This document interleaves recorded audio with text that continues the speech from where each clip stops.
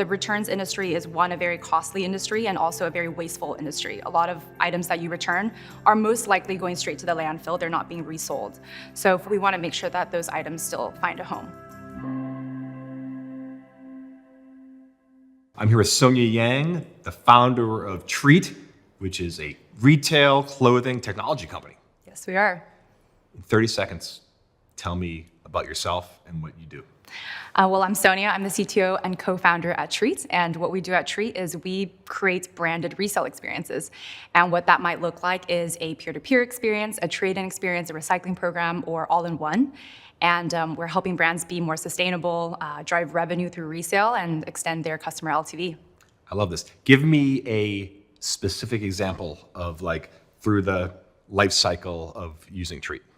Yeah, so let's say a consumer is shopping on a website and they will, as they're shopping through the product pages, you'll see a little widget on their product page that says estimated resale value. That's say $100, even though the item itself is $200. So immediately you'll be like, okay, I can buy this for $200 and I can sell this later on for $100. I'm essentially buying this for $100. So I'm shopping for a blazer, let's yes. say. Mm-hmm. And it's a widget. Do I download it as a Chrome extension? No, so our brands will download this widget on their sites. Oh, okay. So it'll just show up. You know how you see Klarna and Affirm yes. on Mm-hmm. product pages?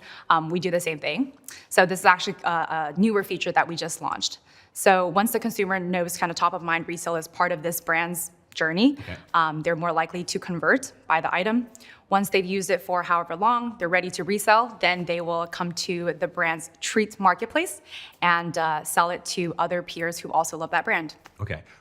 What kind of brands are you partnering with so far? Give me some examples. Yeah, we partner with a lot of top D2C brands on Shopify. So Girlfriend Collective, Doen, Represent from the UK, Cuts, a little bit of men's and women's wear. Also just tapped into bridal wear, so Gali La Have, and so forth. So you're a retail company that works, your clients are actually other retail companies? Correct, yes, they're brands. Okay. And now if I see when I'm buying something, I get my resale value. What if I'm looking to buy secondhand? Where does that come in? Do I deal with you? Do I deal with the other brands? How does that other side all work? Yeah, so the brands launch their own resale marketplace. That's their Treat marketplace. That's where their customers will go straight to buy and sell. Okay. So it's usually a microsite. It's a separate site from their main site. That's kind of becomes the community for that brand. Yeah. Do you run that? Yes, we run end-to-end. We run all of support. We run the launch process. We launch. We're in charge of all the automated marketing that comes with it, okay. Making sure that the marketplace is vibrant and kind of self-sufficient. Are you in charge of the logistics? Are you shipping the clothes back and forth? Is that up to the other company? Yeah, so we are a purely software company. We never hold any inventory whatsoever. Whenever logistics is involved, we will partner with other 3PLs or people who specialize in that. Okay. So that's usually for our non-peer-to-peer program where it's usually managed. So the items need to go to someone, get authenticated or reworked before being sold again. How do you make money? So we make money in 3 ways. We have a monthly SaaS fee that we charge all of our brands. Okay. We also get a cut of every single transaction that happens on these Treat marketplaces. And we also charge a setup fee. Gotcha. Yeah. What were you doing before you co-founded Treat? I was a software engineer at Airbnb. Okay, cool. So yeah, my background is in software. What kind of stuff are you making at Airbnb? I was on the growth and search team. So really helping Airbnb's double-sided marketplace also grow and learned a lot about how marketplaces worked there. And on the search team, just worked with some of the most talented engineers to make Airbnb search the best and helping guests find exactly the place they're looking for. Are you a computer science major? I am. How'd you get into tech? Yeah. How'd you get interested in tech, I should say? Yeah. So I was very privileged to have taken my first CS class in high school. You mentioned you're from Silicon Valley. So I'm from Silicon Valley, so I was surrounded by tech, I would say, my whole life. And I think it was a very cool experience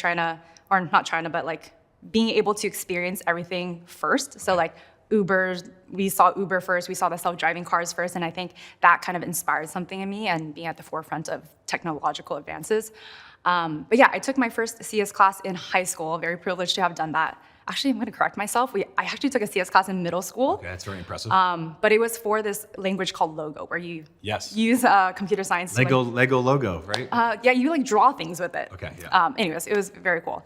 But in high school, when I took that class, I immediately knew that was going to be what I was going to be doing for the rest of my life. My mom always joked that she was very worried that I would never find anything that I would enjoy because I could never sit still. Like I could never keep my attention on anything. But when I discovered computer science, I spent like an entire summer just on my butt coding a bunch of computer programs and mobile apps. And she was like, okay, I'm glad that she found something that she enjoys. Awesome. You're sitting still and focusing. Yeah. So it sounds like you had a pretty exciting job at Airbnb. What led to the creation of Treat? And kind of what was the motivation saying, like, I'm going to leave this, like, it sounds like a dream job if you're a computer science person. Yeah. What made you make the jump? Yeah, so all of this started, I would say, around the pandemic. Treat is a pandemic baby. Okay. I absolutely loved my time at Airbnb, but I think during the pandemic, work from home and just so much time on my hands, went through like a very introspective period of my life and like really tried to figure out what I cared about, what I was passionate about, and what kind of impact I wanted to make in my life. So at the time, I decided to not to start a startup, but join a startup. Okay. So I was in my hunt to find a smaller startup that aligned with my passion. So it was sustainability, health, fitness. And one of the things I did was I actually called up one of my friends, and she was like the only person I knew in the VC space at the time. And I was like, hey, what are the hot startups I should be looking at in these spaces? And she, being the lovely person she is, gave me a whole list, compiled it, gave it to me. And she was just casually was like, hey, my boyfriend, he's also very into sustainability and also very into startups. Do you want to talk to him? So I was like, sure, more information could not hurt. So I called him, and that was actually my now co-founder, Jake. Wow. Okay. And during that call, I think we just instantly clicked. We had very similar passions for sustainability, for the environment, for what we wanted to see in the world. And I also just very clicked with him as a person. I always say that in that call, I was like, you could be the CEO of a 1,000-person company and I would believe you. You had like the executive leadership, the presence. He was very articulate, very competent. And maybe the most important, he was like a very genuinely good person. And from that call onwards, Treat was born. And wow. Yeah. So he wasn't already working on this. You guys started just kind of coming up with ideas that wanted to have the intersection of technology and sustainability? Exactly, yeah. So I think we were very passionate about sustainability, and I think both of us recognized the amount of waste in especially the fashion industry. So I think that was kind of where our passions aligned. And when we thought deeper on that, we realized we both cared a lot about resale as well. I just moved into a new place, and I basically furnished my entire place with just Facebook Marketplace items. So I was getting very into resale at the time. So everything just kind of lined up. Yeah. Has the idea for Treat, the plan, has it pivoted, morphed, switched from your original idea? And tell me how it has. Yeah, I wouldn't say it pivoted. I would say it's grown to something bigger than it was. In the beginning, we were very focused on peer-to-peer, so like getting an item from one peer directly to another peer. We've expanded all of our models to like trade-in, to recycling, and now we're very deep into figuring out off-price and returns. What does that mean, off-price? Yeah, so like all brands have a lot of inventory that they could not sell on their main sites. So it's either previous season inventory, returned items, or items with small quirks on it, like just maybe small defects. Stuff that might be in an outlet kind of thing? Exactly, okay. Things that might be at a Nordstrom rack or something. Yeah. So we're finding ways to make sure that inventory sees the light of day, finds a new home. Our mission is to make sure every item lives its longest life. So whether that's pre-owned or the brand has on hand, we're just making sure we can find another home for them. How big are you guys right now? How many employees? We are at 25. Cool. And as you're the CTO. And the CTO, yes. So what is your day in life? What are your duties? What is your mission? Oh man, that is, I definitely wear many hats, I would say. There's part of my day that's being a co-founder, so looking at very high-level metrics and making sure things are going the right way. Then there's also the engineer side of me. Sometimes I'm in project stand-ups and overseeing projects, making sure that everything's going smoothly there. I spend a portion of my day just going deep in product metrics and seeing what's areas of improvements or things that we're doing very well in. There's also hiring, of course. God, yeah, my day-to-days honestly look very different. Goes from high-level things to all the nitty-gritty stuff. So it's interesting that you're B2B, you're approaching these big brands. Give me the pitch. Pretend you're going to come in. I'm a big retailer. Yeah. And you are trying to pitch treat to me. What's your Yeah. pitch? What's your spiel? Yeah. That's so funny because I am the CTO and I leave the pitches usually to the sales side. So Yeah, but you're good at it. You sound like you know what you're talking. That's very nice. There's passion coming through. Yeah. So I think a lot of our pitches are, you're a big brand. You must know how many millions of dollars of inventory is being moved on resale marketplaces like Poshmark and Depop. You can either let those inventory continue being resold and give all of that revenue to these platforms, or you can own it and be a part of it. These transactions are going to happen whether you like it or not. So why not lean into it? Own those customers and also just be a part of a more sustainable future. Sold. Done. Sign up. Hell yeah. What? How much money have you raised? We've raised a little over 16 million. Okay. What's any tips and tricks about fundraising? Some tips and tricks. I think this is funny because fundraising is also more so in my co-founder's wheelhouse. Yeah.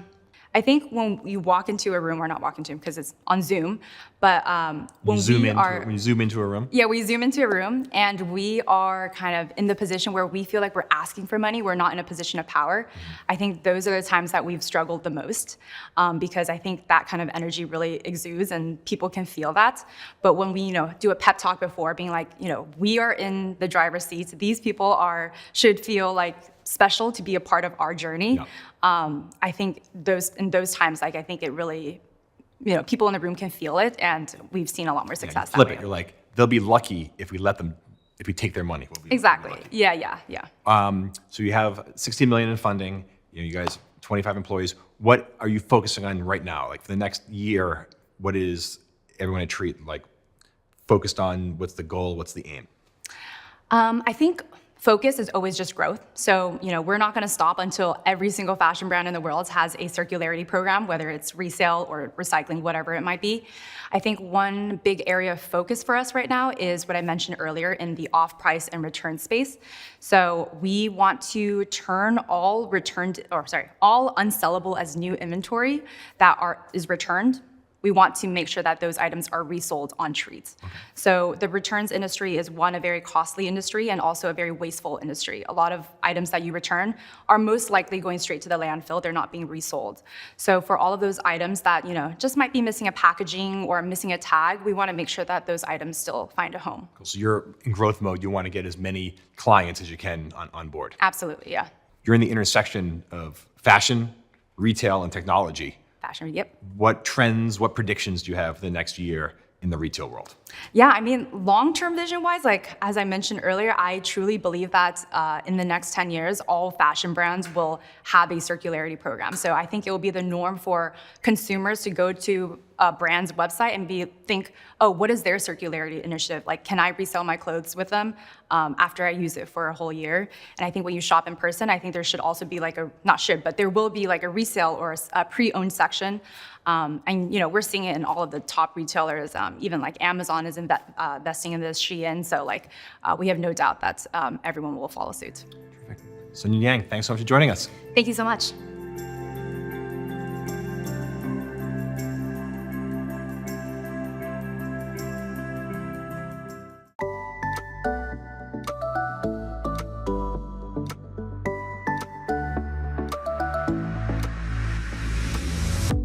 Miriam Rivera, you are the co-founder and managing director of Ulu Ventures, an early-stage investment firm.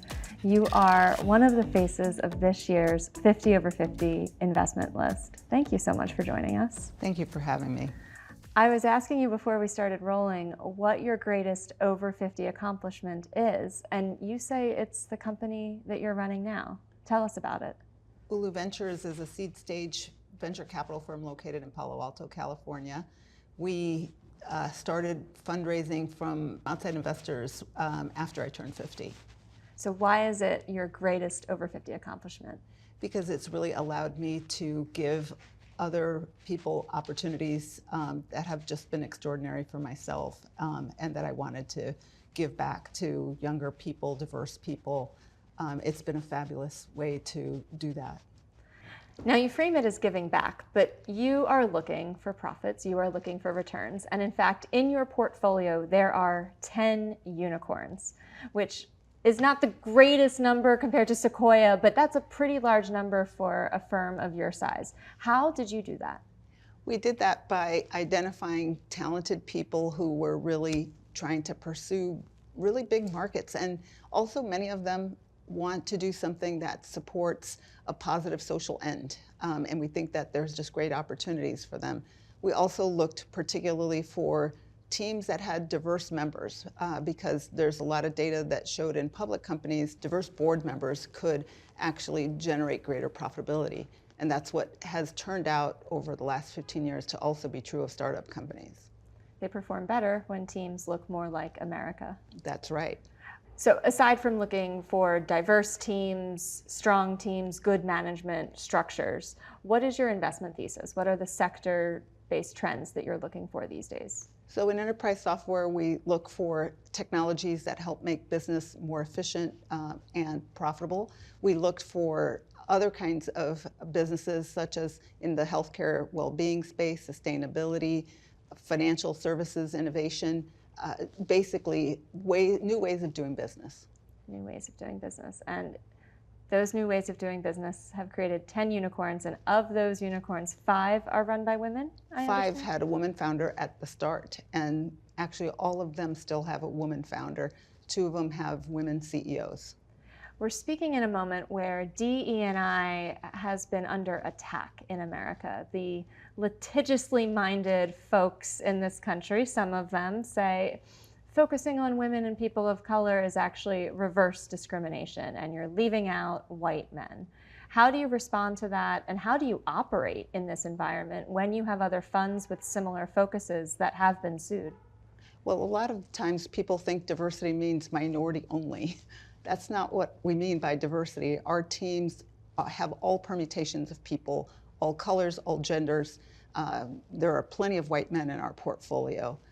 The other thing I would say is that really DEI is about having the customer in mind. When you think about growing a business, the main thing that you should be looking for is a large market. 70% of Americans are diverse people, meaning they are not white men. They are women, they are people of color, they are immigrant Americans. And they have different business needs perhaps than others. They're also going to be the majority of the working population in the United States by 2030. So we really need to emphasize how technology needs to adapt for Americans today. Now, I know you have said that Silicon Valley looks like 1950s America. What do you mean by that? Well, it would mean things like women-led companies only have about 2% of venture capital dollars, but obviously women represent over 50% of the population. They also represent over 60% of the educated population in the United States. That's an example of how extreme the change is needed in terms of trying to increase representation in business. And it's not going to happen with people who are opposed to investing in the most educated and the best. And when you describe the business opportunity that you're seeing among the consumer market that's growing, would you say that the majority of Silicon Valley is missing out on a substantial amount of dollars? Yes, I would say that in part because one of our clients, who is a very large pension, has a number of firms in Silicon Valley in their portfolio. And when they looked at who they had access to at seed stage, they had 0 of our entrepreneurs. All of these diverse entrepreneurs that represent, I said 50% of them have a woman on the team, 20% of them have a Latinx on the team, which is much more correlated with the Latinx population in the United States. About 45% of them have an immigrant founder. So we really have a diversity of team members, but 90% of those companies also have white people and white men on the team. I've heard other venture capitalists say that investing is an art and a science. And I've heard you kind of talk about using your intuition as you're assessing companies, but also putting data to that intuition. Can you tell us how you do that? Because you have a really interesting model. Yeah, we use a process called decision analysis that was developed at Stanford University by Professor Ron Howard. He helped us to develop a methodology where we actually use both intuition and data. So for example, we want to look at team risk, financing risk, market adoption risk, and product development risk. Every venture capitalist looks at those. What we do that's a little bit different is that we actually develop criteria around each one at every stage in the life cycle of a company, and we put a number to the level of risk. What that allows us to do is learn, because in a couple of years, when our companies are looking to raise capital, we'll see whether or not they had one of those risks actually materialize. We'll also see, let's say we had 10 companies and we said 6 of them were going to be successful and only 2 are. We would learn that we're not calibrated appropriate to the level of risk, and we'd be able to get a sign of where the risk was higher than we anticipated. And so do you track, so let's say you're looking at company named ABC and you say the management risk is 60%, and then let's say no negative event happens and it's a successful company, they have an exit, they have an IPO, they have something great happen 5-10 years down the line. Do you then adjust your model and how you assign the numbers and the scores in your model? What we would do to learn from that, and we've actually done this recently, we look back at what the distribution of returns is that we expected for the portfolio. We've developed our models for each company in exactly the same way so that we can generate a distribution. One of the things that we know about early stage returns is that they are power law distributed. They are not normally distributed. So, for example, we expect most of the companies not to generate very interesting returns, but we expect a few of those companies to generate a great deal of return. And what will tend to happen is that really it's only the companies that get to the top of the market in terms of adoption that will actually generate most of the return.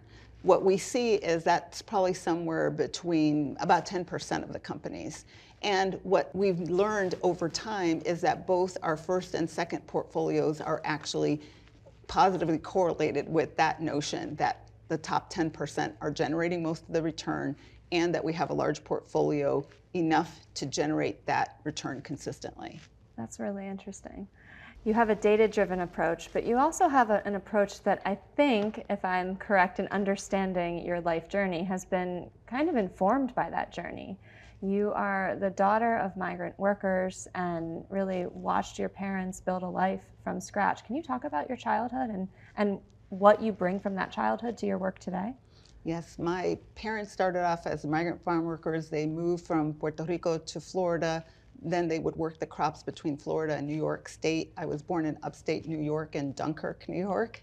And they stopped doing that when my older sister got ready for school because they wanted her to be able to stay in one school district. So we moved to Chicago, and they were able to find factory work through, each of them had a sibling that had moved to Chicago from Puerto Rico. So that's where I grew up. My parents both obviously worked very hard. A lot of the times, lawyers have the worst hours of anyone. I would say, in fact, they say that they're even worse than doctors these days. And my sense of that is nobody really works as hard as a migrant farm worker. So I knew that I was really blessed to be able to do the kind of work that I have done, both as an attorney and as a venture capitalist. You got to the attorney part before I did. You have 4 degrees from Stanford, is that correct? I do. I love the place. You were on their board for a minute there too, right? Yeah, and we kind of say I bleed cardinal because that's the name of our team. But speaking of the law, let's talk about your early days. So you get your law degree, you're working as a lawyer. You were hired as Google's second ever lawyer in 2001. That was early days for Google. What was that job like? It was a really fun job. I have to say it's one of the more fun jobs I've ever had. And part of it is growing a company from what was $85 million the first year that I was there to over $10 billion in 5 years is an incredible opportunity. It's really like climbing Mount Everest with some of the smartest people you could ever meet. Also fun because it was a real startup. Like when I joined, they would actually make the rack servers for the data rooms in the hallways. And so I'd be walking over guys with rack servers, and people that in the data rooms would actually be wearing roller skates to actually change out parts on those servers. So it was a really fun time to work there. It's gotten a little bit bigger in the years since. A lot bigger. I think it was $10 billion when I left. I think they closed a $100 billion quarter last time. And then before you founded your venture firm, you were also an entrepreneur. Tell us about those days. Yeah, I was an entrepreneur in the late 90s, along with half of Silicon Valley, which was the first boom. And this was a real time when the internet was still new. I had worked on an IPO as a young attorney that had only 39 million users on the internet in 1996. So we were early days developing software that would be used by enterprises. And there were many times when we had to go without pay, where we really would do every kind of work that was needed to get it done. So I would work as the attorney, a consultant, and also hire people, negotiate leases, whatever needed to be done. So then the evolution to venture founder, it really seems quite natural, because I think to go from law to venture feels like quite a jump. But does the JD inform what you do as a VC? Yes, both the law and business school degrees really inform a lot of what I do.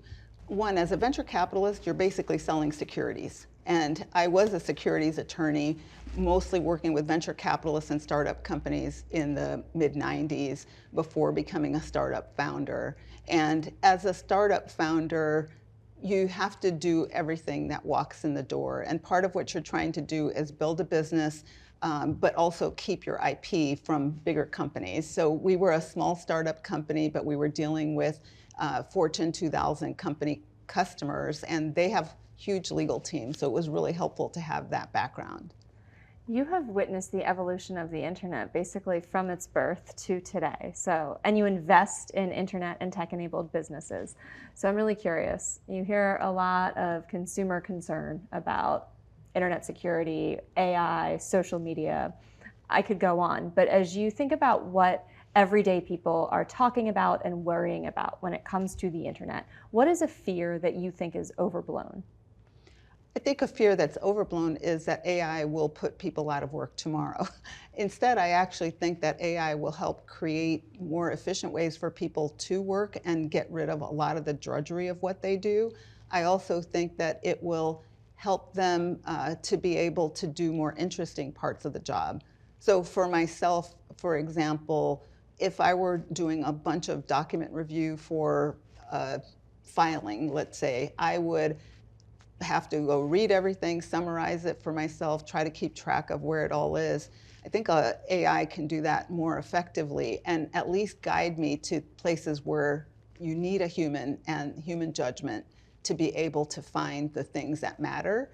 So I think it's actually a great tool, and I think people are afraid when a lot of jobs really won't be replaced by AI, but I think they'll be augmented.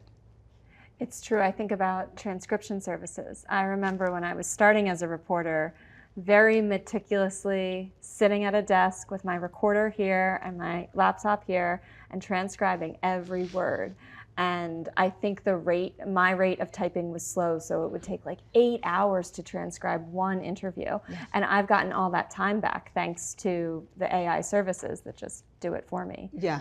Are you looking for AI opportunities in your portfolio and in the startups you speak with?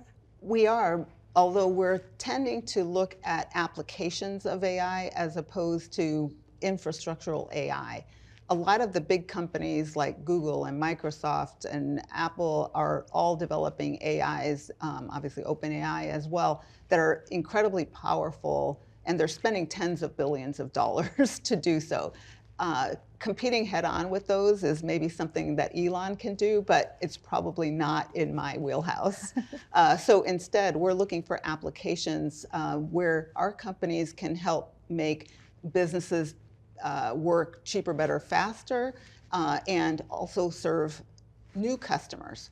For example, a company that is in our portfolio has applied AI to transcribing phone interviews that not-for-profits do with senior citizens that receive services from those not-for-profits. A lot of the times there's a government agency that's charged with making sure that seniors who don't have families are actually cared for. And the hardest thing they have to do is actually track down what's happening with a particular senior. Now, all of these records, like you, it takes a lot of time to transcribe all of the phone messages that you've gone through with respect to a client. So now an AI can help do that for the not-for-profit worker and get that into the system so people know, Beth's food was late or not delivered, and she can get the services that she needs. Oh, that's really interesting. Now, I talked to you about people's fears. Flip side of that question, because you're looking at internet trends, technology trends, what is something that you're seeing percolating that is exciting that the consumer public is not talking about or realizing? I think related to AI is the fact that we can develop software that's much more cost effective for areas that really don't have the same kind of budgets as the private sector. So we're seeing industries that are referred to as laggard industries like education or government, not-for-profits, be able to afford software that really meets needs that they have but might not have been able to afford before. For example, one of our portfolio companies is developing a technology to help not-for-profits be able to fundraise. And that's something that can be done with an AI more effectively, perhaps, than with other methods. Miriam, we are speaking today in New York City and not Silicon Valley because you are in town for a board meeting. And I love this board. Can you tell us? I'm here for the Sesame Street board meeting. It's actually called Sesame Workshop, but everybody knows it as Sesame Street. How did you get on the board of Sesame Street? I will call it Sesame Street because I grew up watching Sesame Street. It is a funny story in that they asked a number of diverse women if they would like to be on the board, expecting maybe one person to say yes, but instead they ended up with about 5 of us on the board. And all of us, because we had our own unique Sesame story. What's your Sesame story? As I mentioned, I was a Head Start kid. I spoke Spanish first. I didn't learn English until I was in Head Start, and Sesame Street was really one of the ways that my parents helped me learn English and get ready for school. You have a really interesting statement that you've made, which is, I doubted there were many Googlers whose early childhood education consisted of Sesame Street and Title I Head Start, who had earned 4 Stanford degrees, co-founded a venture-backed startup, and would develop technology services agreements that would generate billions of dollars for Google. The long shot can be very profitable. You say that about yourself. Is that what you look for in entrepreneurs, the long shots? I'm really looking for those long shots because in a power law distributed world, you're looking for long shots. It's really the few that will generate a lot of profitability. How are you finding them? It's looking for talent in places that others don't look. So, for example, we really look at diverse teams that include women, that include people of color, that include people of all genders, immigrants, for example. And there are huge markets in problems that people don't identify in venture capital as being huge. For example, one of our companies also uses AI and computer vision to create hair lace that is used to custom make wigs. This is a market that is addressing the needs of a large number of women, predominantly Black women, but also women with hair loss from disease. And they had the experience that even though they were this super dynamic team of 2 sisters, Nigerian immigrant Black women, one of them had a BS in computer science, a master's in electrical engineering, both from Stanford, a PhD in computer vision from MIT. Her sister had a Wharton undergrad and MBA, and they could not get a meeting in the East Coast to address this market because people think it's not a big market. When we analyze the data, it turns out that this is about a $12 billion market. We think that it can be kind of the Warby Parker of wigs. That sounds like a huge business, but you have your eyes open, at least, so someone's funding them. We're funding them, but we were the first venture firm that took a meeting with this team. How many times in your career have you been the first or the only? Have you lost count? I think I've lost count, and I don't want to. And my firm is trying to do something about that as well. I have a partner named Maria Salamanca, who's obviously also Latinx, and we also have a young senior associate, Andrea Bogarin, who is Peruvian also. We talked a little earlier about your comment about Silicon Valley looking like 1950s America. Do you think it is changing? It is changing. Over the last 15 years, the number of firms that have been started by people of color has really exploded. In 2020, we did an analysis of the market and determined that about 50 firms that were led by Black and Latinx founders had actually made about 2/3 of all the investments in African American and Latinx founders in the United States, and that would number fewer than 100 investments. So since that time, there's probably about 6 times as many firms. Wow, so it's growing. It's growing, and we have dynamics where right now venture capital is out of favor, and year-over-year investment in firms has gone down by 70%. Venture capital is out of favor, or is it just that we had the frothiness of 2021 and the exuberance of so much investment that everyone's being a little more conservative with dry powder these days? I think it's both. So one, we did have a lot of exuberance, but two, we also have a lot of safe yield coming in from government debt and treasury bills, for example. If you can get a guaranteed 5% rate of return that's backed by the US government, I think that's a pretty good investment for a lot of people. I think that makes sense.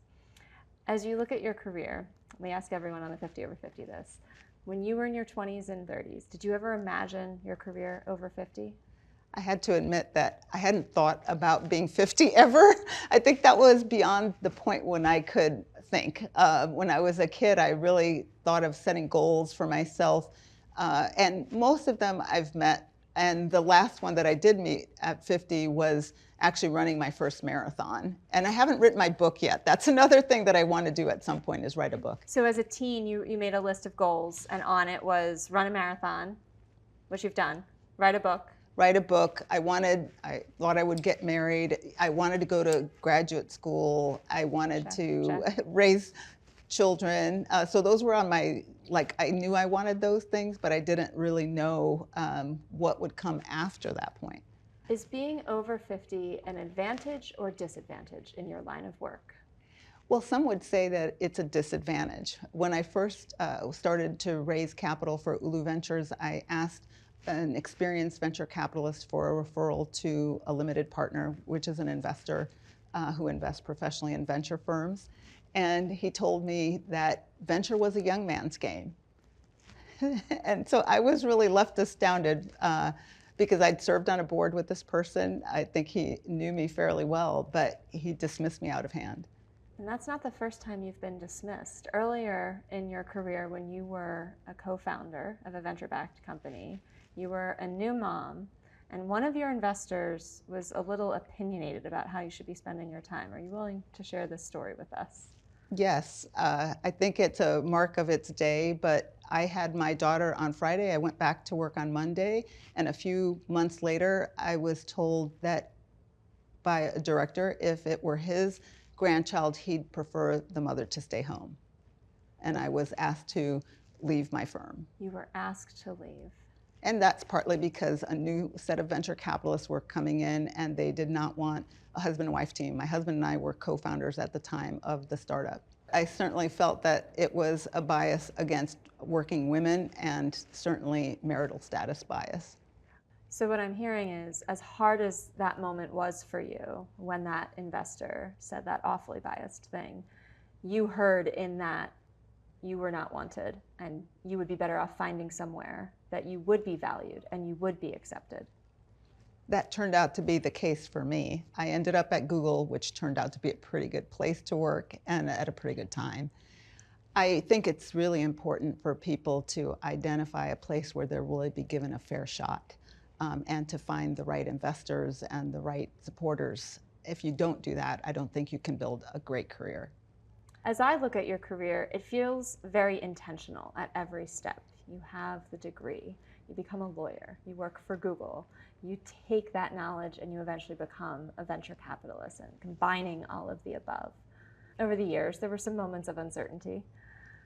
Is there a moment of uncertainty that stands out, either a decade or a job or one incident that you think back to and you at the time had no idea how it would work out? I have to say that Google was partly like that. We were growing at the fastest rate of any company in American history, and I was literally the second person in this department, and we were overwhelmed by the volume of work on our team. At the first few weeks, I opened 130 different legal matters, and I really didn't think I could prepare folders anymore because it was just too much volume. So part of my challenge and a fun problem to solve was, how do we handle that much volume? And so a lot of the work that I did was actually re-engineering processes compared to just doing legal work. I ended up shortening our contract from 8 pages down to 1 page, for example, because the fewer words there are on a page, the fewer things there are to negotiate. Then I tried other approaches from even fast food operations to try to figure out, how do we get the volume through so that we don't slow down the revenue growth of this company. So a lot of my challenges were operational as opposed to legal in nature. Well, I was going in that direction about uncertainty because I think so many people feel uncertain at different moments in their career. So taking that example, what did you learn about navigating through career uncertainty while you were at Google, navigating that deluge of business? One is, I learned that I'm a pretty good surfer, and that I think you have to have that mentality. I'm not a surfer, really. I do have a child who does it. But it's really understanding that you are riding a wave, that you are in hypergrowth, and that a lot of things will kind of fall to the wayside. One person said, should I give away my cat and my plants? Because it was not a time when you could have balance in life. So I think part of it is just realizing that there are moments in your life when all you'll do is just try to keep up. And if you can do more than that, it's gravy. If we speak again in a year, 2 years, 5 years from now, what do you want to be able to tell me that you've accomplished or that Ulu has accomplished? The best thing that we could do in the next 3-5 years would be to actually return capital and more to our investors. They are foundations, pensions, higher education endowments. They're all doing amazing things in their communities, providing scholarships, research that makes us all better off. They're providing for pensioners in their old age. We really want these companies to win so that those investors can win.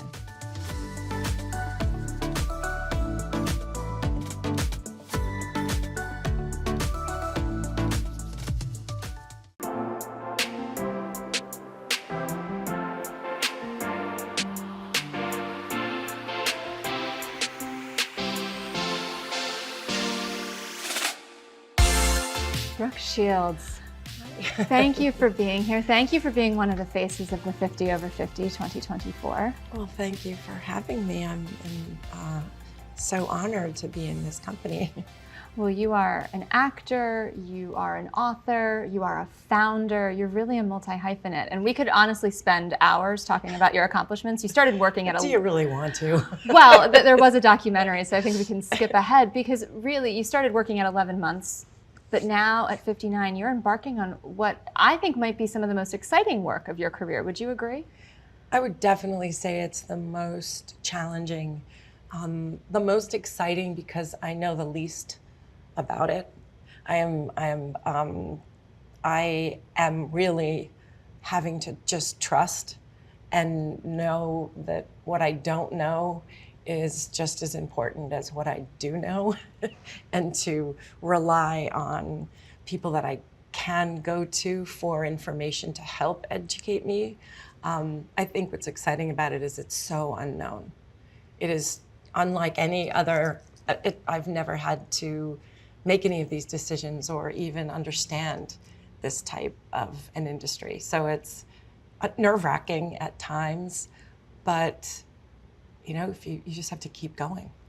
You have to keep going. Well, let's tell everyone what we're talking about. This month, you launched Commence. Tell us, what is Commence?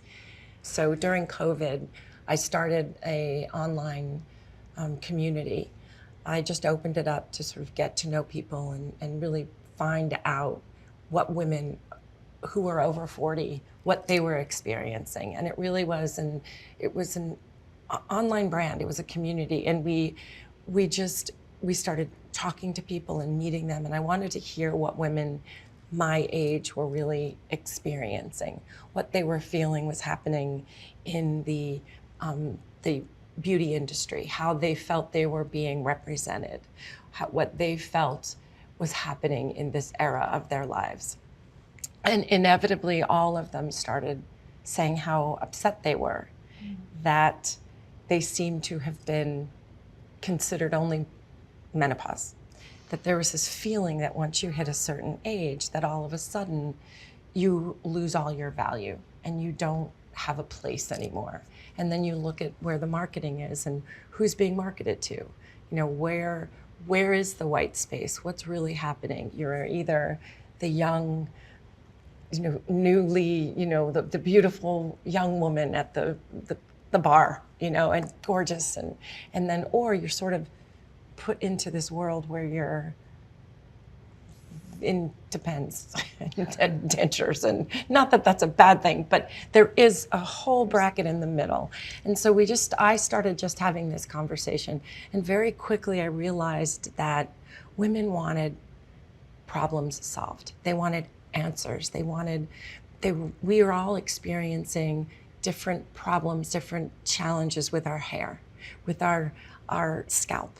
There were things that weren't being really addressed. And when you hit a certain age, there's certain challenges that happen with your hair texture, not just, there's the length of your hair, the hair loss. A lot of times I'll look at my hair now and I'll say, oh, where it lost its lusciousness. I look at my daughters and they've got just this beautiful hair. And then as a 59-year-old, I have different problems that my hair is thinning, the colors, the gray, all of these things. And we weren't really seeing any brands that were answering those problems and really trying to come up with issues that could help women with scalp health, really talk to them about what the best thing for their hair at this era of their life. So it came from talking to these people, and women were all over the world. And we would have these 40 over 40, 50 over 50 Zooms, and that's all people were doing during COVID. So it was this unified group of diverse, unbelievable women who were all saying, is this it? Am I over? If I may ask, what did you say when these women told you that they felt discounted and invisible? I said, I feel exactly the same. I expect to feel it in my industry because if you're no longer the ingenue, people just think you are Helen Mirren. And believe me, God bless that woman. But we're sort of not, we're forgotten about. And I didn't want it to be negative, and I didn't want it to have this poor me type of a feeling. What I wanted to do is talk to women and say, what are you feeling in your life, and how would you like it to be different? And how can we all start having this conversation? How can we start being proud of all that we've gone through? That we've lived this long, or that we've gone through this. Yes, there are things that are challenges, but why not look at that as, okay, it's still beauty, and why not feel good about it? Why not feel like we matter? And thank God for menopause and for what's happening in the world now, because now it's a extremely financial subject, and people are all sort of going forth with that. But in my opinion, we're not just that. And so all the women wanted to know about hair care, skin health, scalp health. I did not want to go into, I was not just, there's so many other people that have different skincare, and that wasn't exactly what I felt like I could make a difference with. So hair care and issues with hair. Hair follicles are smaller. We don't deal with the scalp health as in really taking care of what is at the root and what happens and how to address not just hair, but the actual root and the actual scalp. So one of the things I also said to our formulator, I said, I don't think that we should come out with a bunch of SKUs. I think we should find very specific hero products that I haven't found out there. Instant shampoo was a very, very important one. They usually call it dry shampoo with most brands. Predominantly, they are aerosol, they are benzene. Those are things that are harmful, that aren't healthy, that are not good for the environment, not good for a person's health. All of these things we had to sort of really break down. I wanted it to be plant-based. I realized that there is no instant shampoo that is on the market that also contains hyaluronic acid. And when we started to bring it to people to see it, and whether it was publications that needed to know what was happening and what our first products were, they couldn't believe that we had found a way to incorporate, a hyaluronic acid in an instant shampoo. So those were the types of things that I knew that we just needed to know that these products were going to be real, because the efficacy of them is the most important thing. I've sold stuff of other people's my entire life. That's what I do. I hold it, they hire me, and that's it. I don't even have to nowadays they're a little bit more conscious of that, but there were so many things that I wasn't aware of, that I wasn't taught. And so it was really important to me to say, our products the efficacy has to be the most important. Mm-hmm. I just have to be the conduit, because just because I'm in the position to bring attention to something doesn't mean, because I have hair, doesn't mean we're an expert. We have to prove ourselves, and the way to do it is to have products that actually make a difference. So basically, you start this online community, beginning is now. During COVID, you get this feedback and you just dive into hair care research. You have also put some of your own money into this company, and you've also raised from outside investors. What was the fundraising process like? Torture. Honestly, I have never been in that position. And what I was fascinated by was it was all mine. I'm the founder, I'm the CEO, I've put my own money, and we got to a point where we realized this is bigger than I even realized this quickly. And if we really wanted to exponentially grow, we were going to need to turn this into a real company. Because at first it was almost a feeling, and it was COVID, and we wanted communication and connection. We realized that we needed to deliver. I needed to deliver. So I met a woman who's my right arm. Her name's Carla DiBernardo, and the two of us in my kitchen just every day we've been working on this for 5 years. It was a matter of a lot of trial and error, putting together a team, finding people. When you're a startup, everybody's we all have to do our best, and this is not corporate America, and I think fundraising itself was just a huge education. Mm-hmm. And what I was amazed at, I ended up at first probably being slightly intimidated, just because asking for money, there are ways to do it, and there's different ways that I didn't know to talk to VCs or to angel investors, et cetera. So there was a huge learning curve that I had to sort of fake it till I made it much of the time. And people would say, oh, just ask people you know, and it's family and friends. And I said, that's not gonna work at this, that pressure is not gonna necessarily help us grow the way we need it to grow. So we started really broadening ways to raise money. And what was amazing to me is people that, usually men, that just chose to tell me what I was doing wrong. And the need that was expressed to tell me why I was wrong.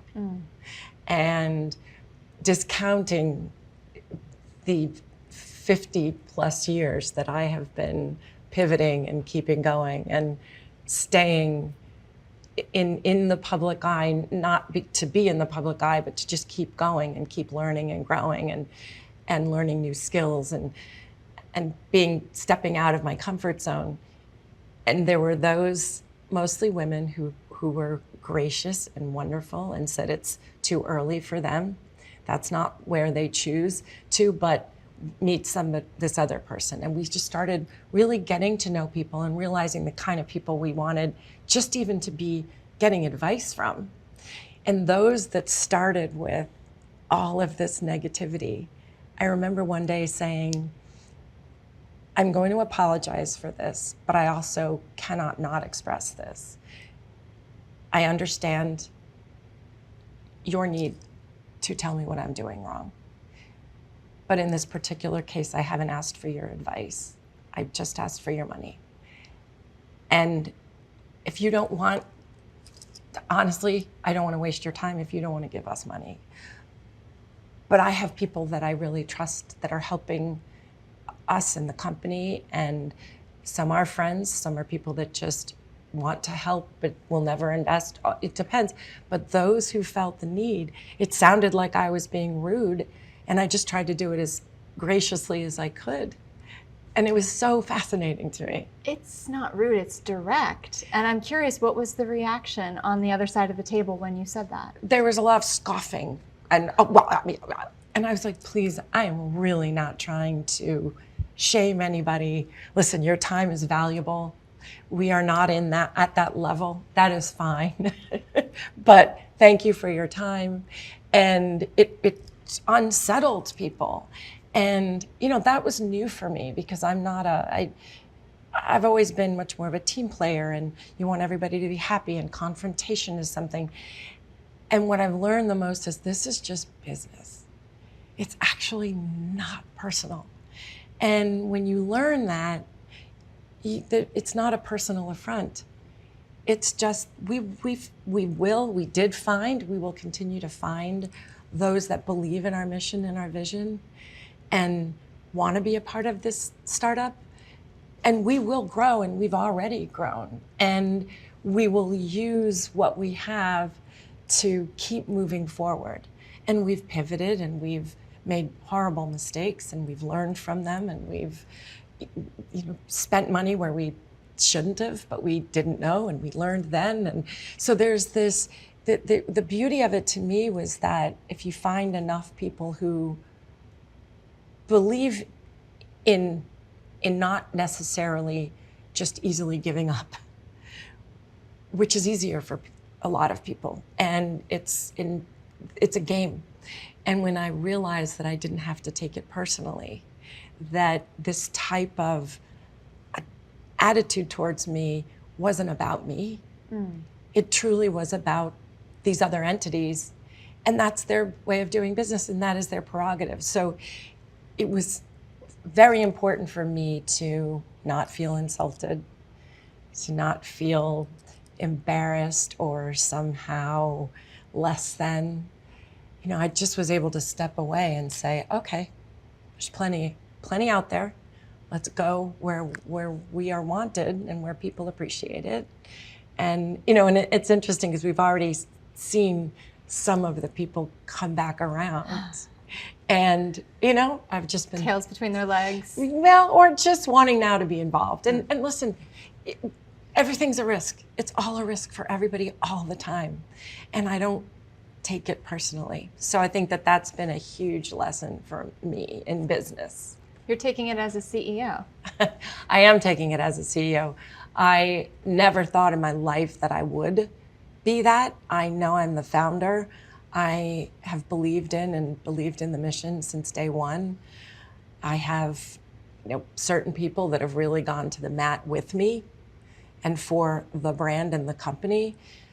My hope is that we grow exponentially so that we do have a kick-ass CEO who does that on a whole other level. But until then, we're still a startup. So, I have no ego about it. I also need to maintain the Brooke Shields machine, which is a part of it. And people very early on were saying, oh, well, you're just gonna quit everything, all the acting and all of the writing and all of these other things so that you can just be. I said, well, I find that interesting because without this brand that has been growing for over 58 years, we need to maintain that. We need to be mined and harnessed properly so that the people that are experts in these other aspects of running a company as a startup, and once we get into a Series A and B, by the time we do, we still need the Brooke Shields piece. It's a thing that needs to be upheld so that all of it is working towards the real purpose of this brand. That in and of itself is a corporation, the Brooke Shields Corporation.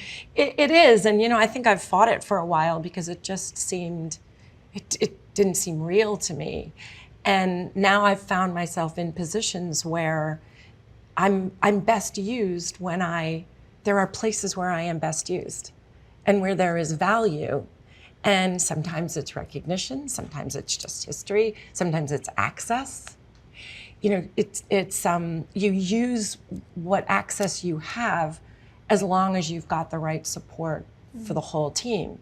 And it always was interesting to me when people that were considering giving us money would say, oh, it's going to be great. This is going to be your whole thing. And I said, well, I'm never going to abandon this at all, but I also have to maintain this persona that has given me access to even having these conversations. You have to really be honest about that. And to me, the products themselves have to speak for themselves. It's not called Brooke. It's not called the Brooke look or the band, whatever. This is not, I am the conduit to it. But this brand has to live in perpetuity. It has to live and be and resonate on its own. And I'm the one that shepherds it, keeps pushing it, keeps building the attention to it. But it's actually not about me. Interesting. Ego-wise. You're doing such interesting work, but we have a few questions that we ask everyone on the 50 over 50, and I want to start by asking the first, which is being over the age of 50 an advantage or disadvantage in your current work? In my current work, once you are over a certain age, it's considered a disadvantage. I'm choosing to not look at it like that. I'm choosing to really believe in the experience that I've lived is making me a better performer, a better businesswoman. So I refuse to let it be a disadvantage, but Hollywood is not set up that way. So I'm constantly finding ways of maintaining what I believe is deserved opportunity and fighting for it. You've been working since you were 11 months old, and we always ask people, when you were in your teens and your 20s, did you ever imagine your career over 50? So you've been working for so long. What did you think your career over 50 would look like back when you were 12 and 16? When you're a kid, you think 50 is ancient. You're like, that's old, when you're 12 and 13. I naively just assumed that I would just forever work. I never, and part of it was helpful that I lived in New York because age was less of an issue in New York. It wasn't the way it is in Hollywood where there is a shelf life, So when I was a kid, I never really looked at what my career would be. I just was always so obsessed with having a family, being a mom, being married. But I just assumed I would keep working forever. And that's naive. But I refused to, when I wasn't wanted in one area, I found another outlet to work and stay creative. And, Broadway invited me in when nobody else wanted to make movies or anything with me. I mean, so I learned early how to pivot and stay creative. You really have. And in your 20s, right after you had gone to college, which some people framed as a break, you went to Houston, well, so that's quite the break. You were interviewed, and a man said to you, does it ever worry you that you've peaked already, that you've already had the best of your career? Do you remember getting asked that? I remember watching that again recently. I remember actually feeling bad for the person, because it seemed like such a ridiculous thing to ask me, having just embarked on having had the 4 years that were blessed and unbelievable and exciting, and really believing I was going off into this new chapter. That it struck me as that was a ridiculous question for someone to ask. And I remember thinking, oh, I wonder what he's worried about. Like, he's probably worried about he's peaking. Like, I don't know what his issue is going to be, but I feel like I'm just starting. So I didn't get insulted. I just thought he must be going through something. Because what a ridiculous thing to ask somebody when they're like 21. Who asks that to someone? That you've peaked at 21. Like, maybe if you are an athlete, I'm sure there are different rules to that. And once you are of a certain age, maybe, it's that much more difficult. I don't doubt it. But I remember thinking, oh, that seems like a waste of a question, because I'm just beginning and I don't even know what that means. How would you answer that question today? I'm going to forever peak. I'm going to keep peaking. Why should there be one peak? Why does everything then have to mean you're going downhill? Things get difficult. Things get easier. It's just a matter of, it's when we start to categorize it as your time's up, you've had a good run, it's over. Who decides that? And yes, the world is set up to want to champion youth and have youth and freshness and young, and that is great. But I'm not occupying that stage right now. But I am occupying an equally exciting, perhaps more empowered stage, because I have excitement, belief, energy, and experience. All things most of those things I didn't truly have as a younger person. I just, should, you keep going, you do whatever you hope you're liked. I now come at things with such a different level of belief in myself and a fight. I'm not knocked over easily anymore. So I would say that I keep peaking. You will forever be peaking. Why not? Brooke Shields, thank you so There's much. valleys, and you go back up again. There are, but you find a way to go back up. Thank you so much for sitting down with us. Thank you.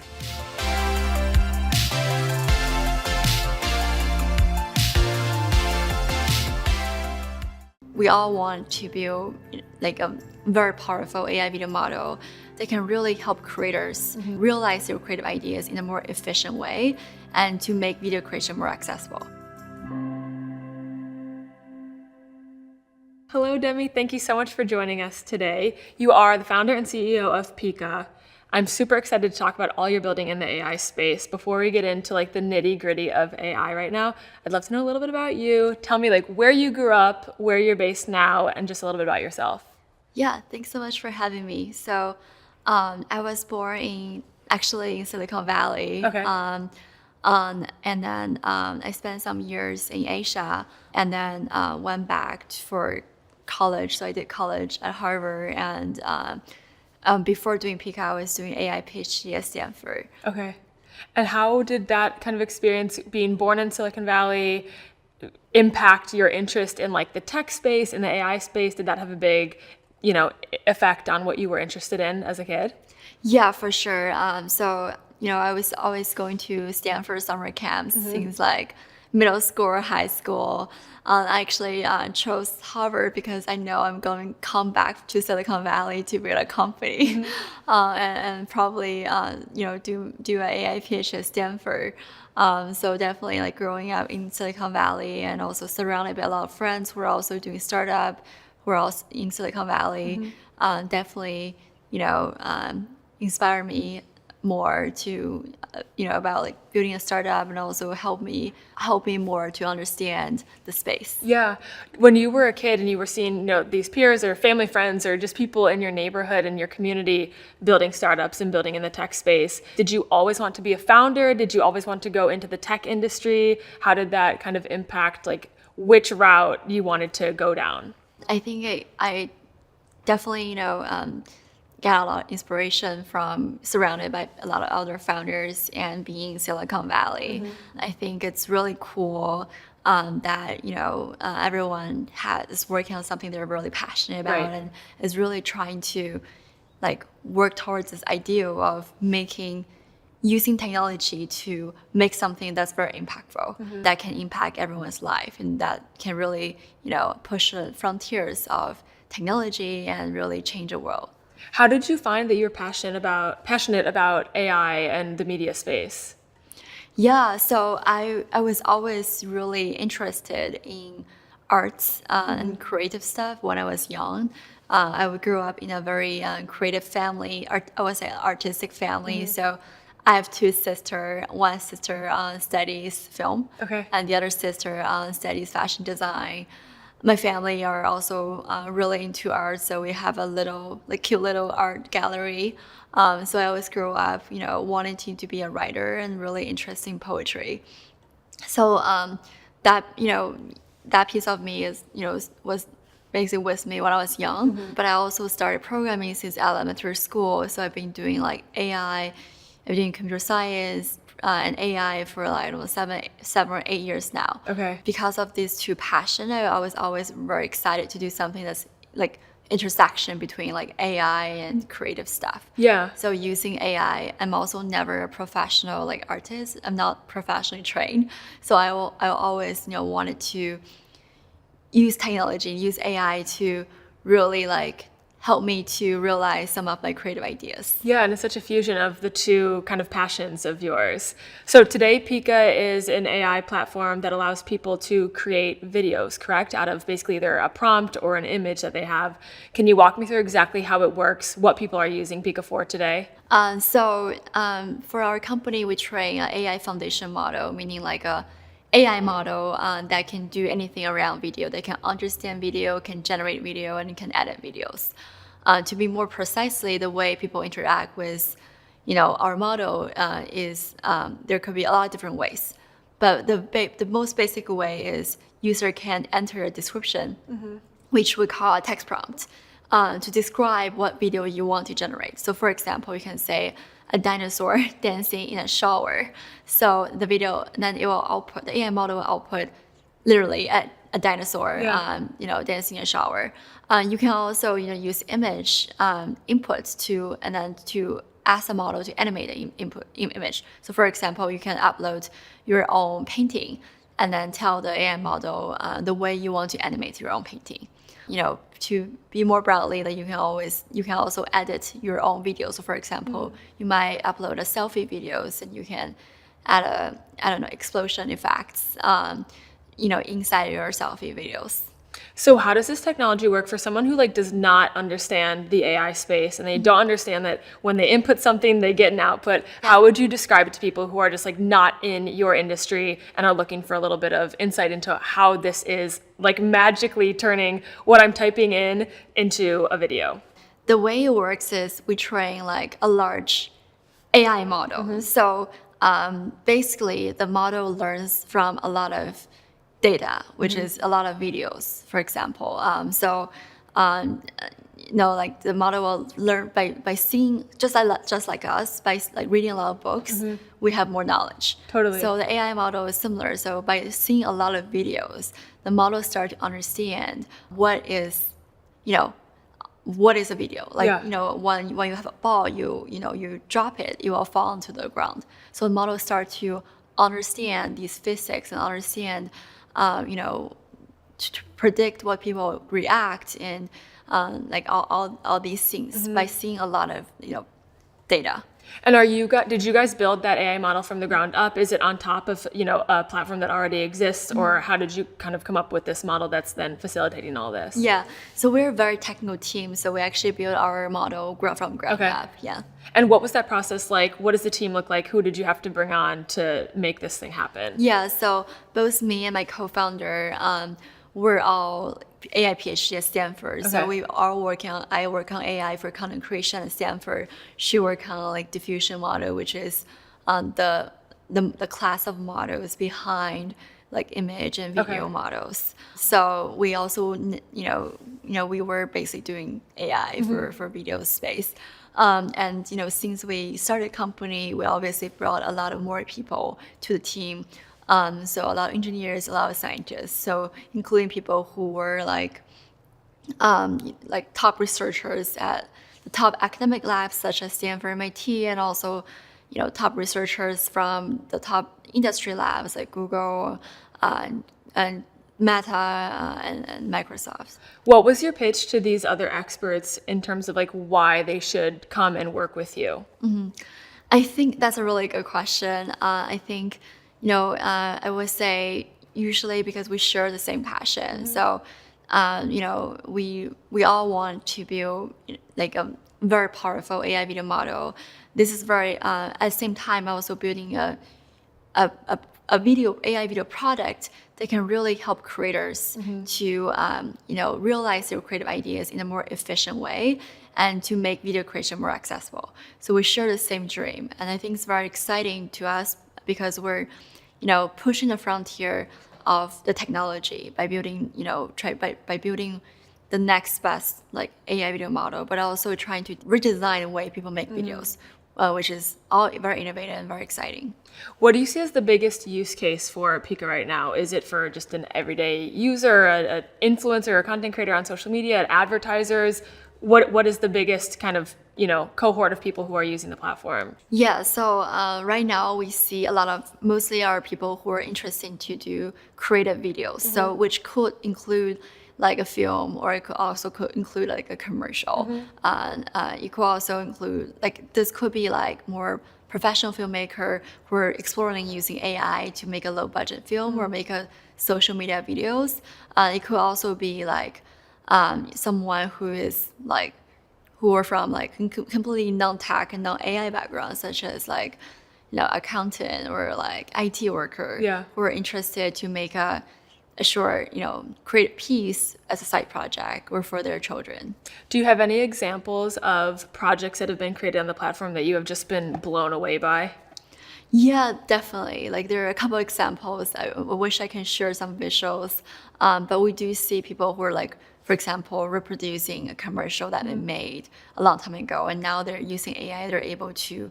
I think the commercial was like 20 people for like 2 months with like more than 100K budget or something, and then using AI, it can be like 1 or 2 people team for like 1 or 2 days with like below $1,000. So. Which is very exciting.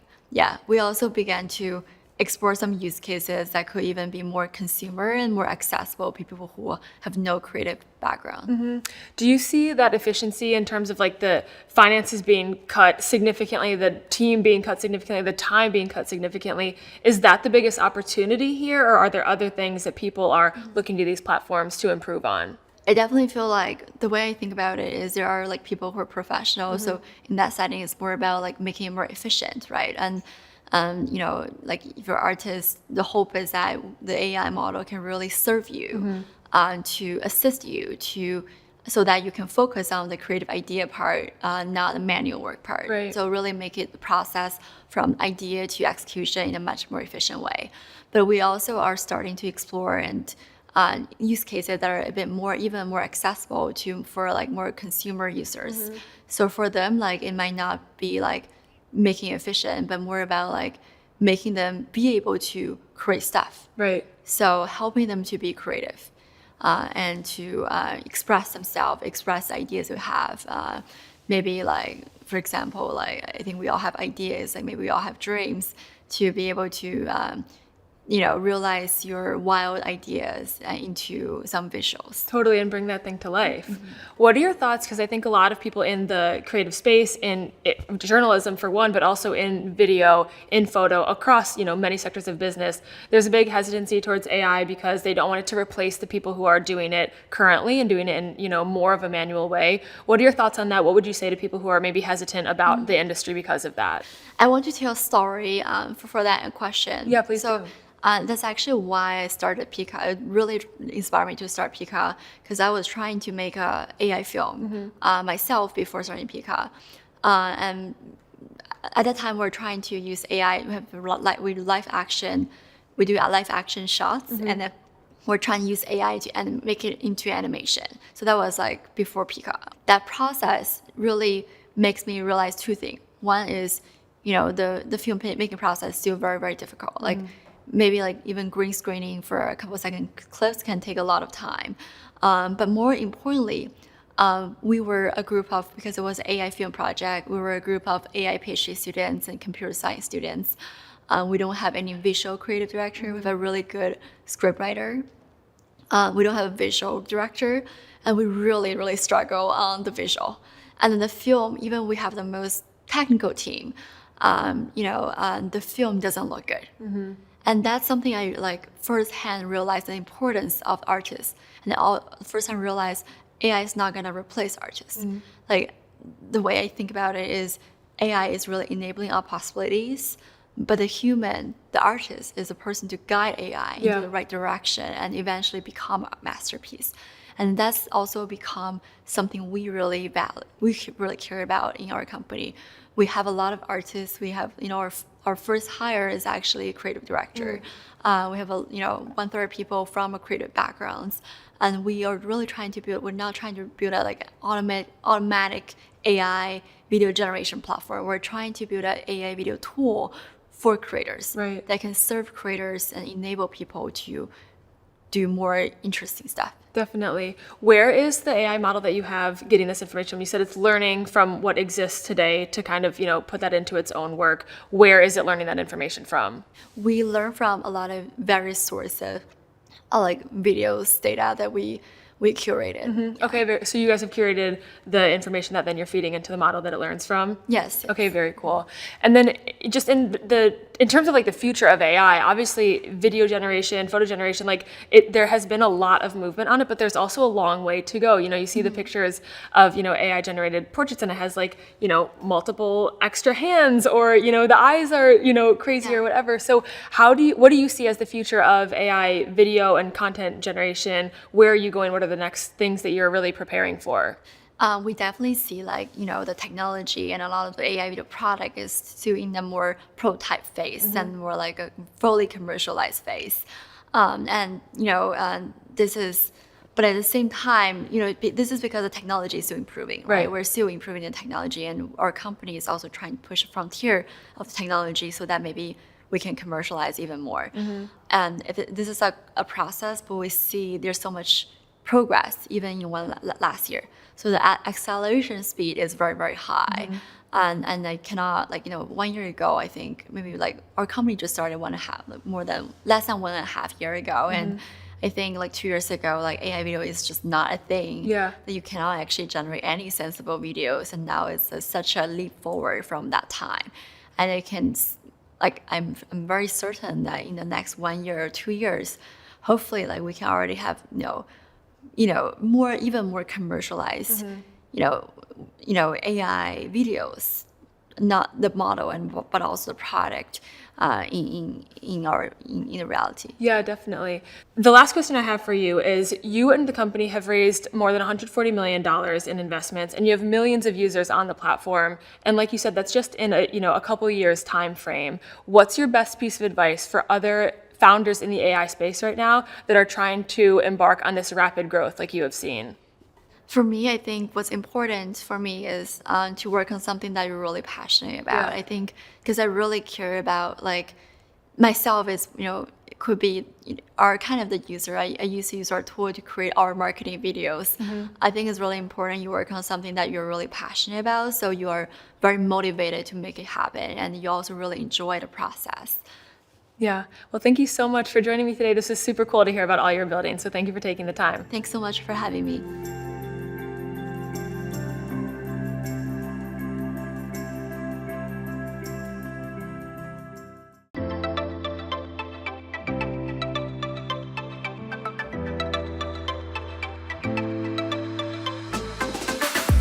Peggy Johnson, thank you so much for sitting down with Forbes. Thank you so much for having me, Maggie.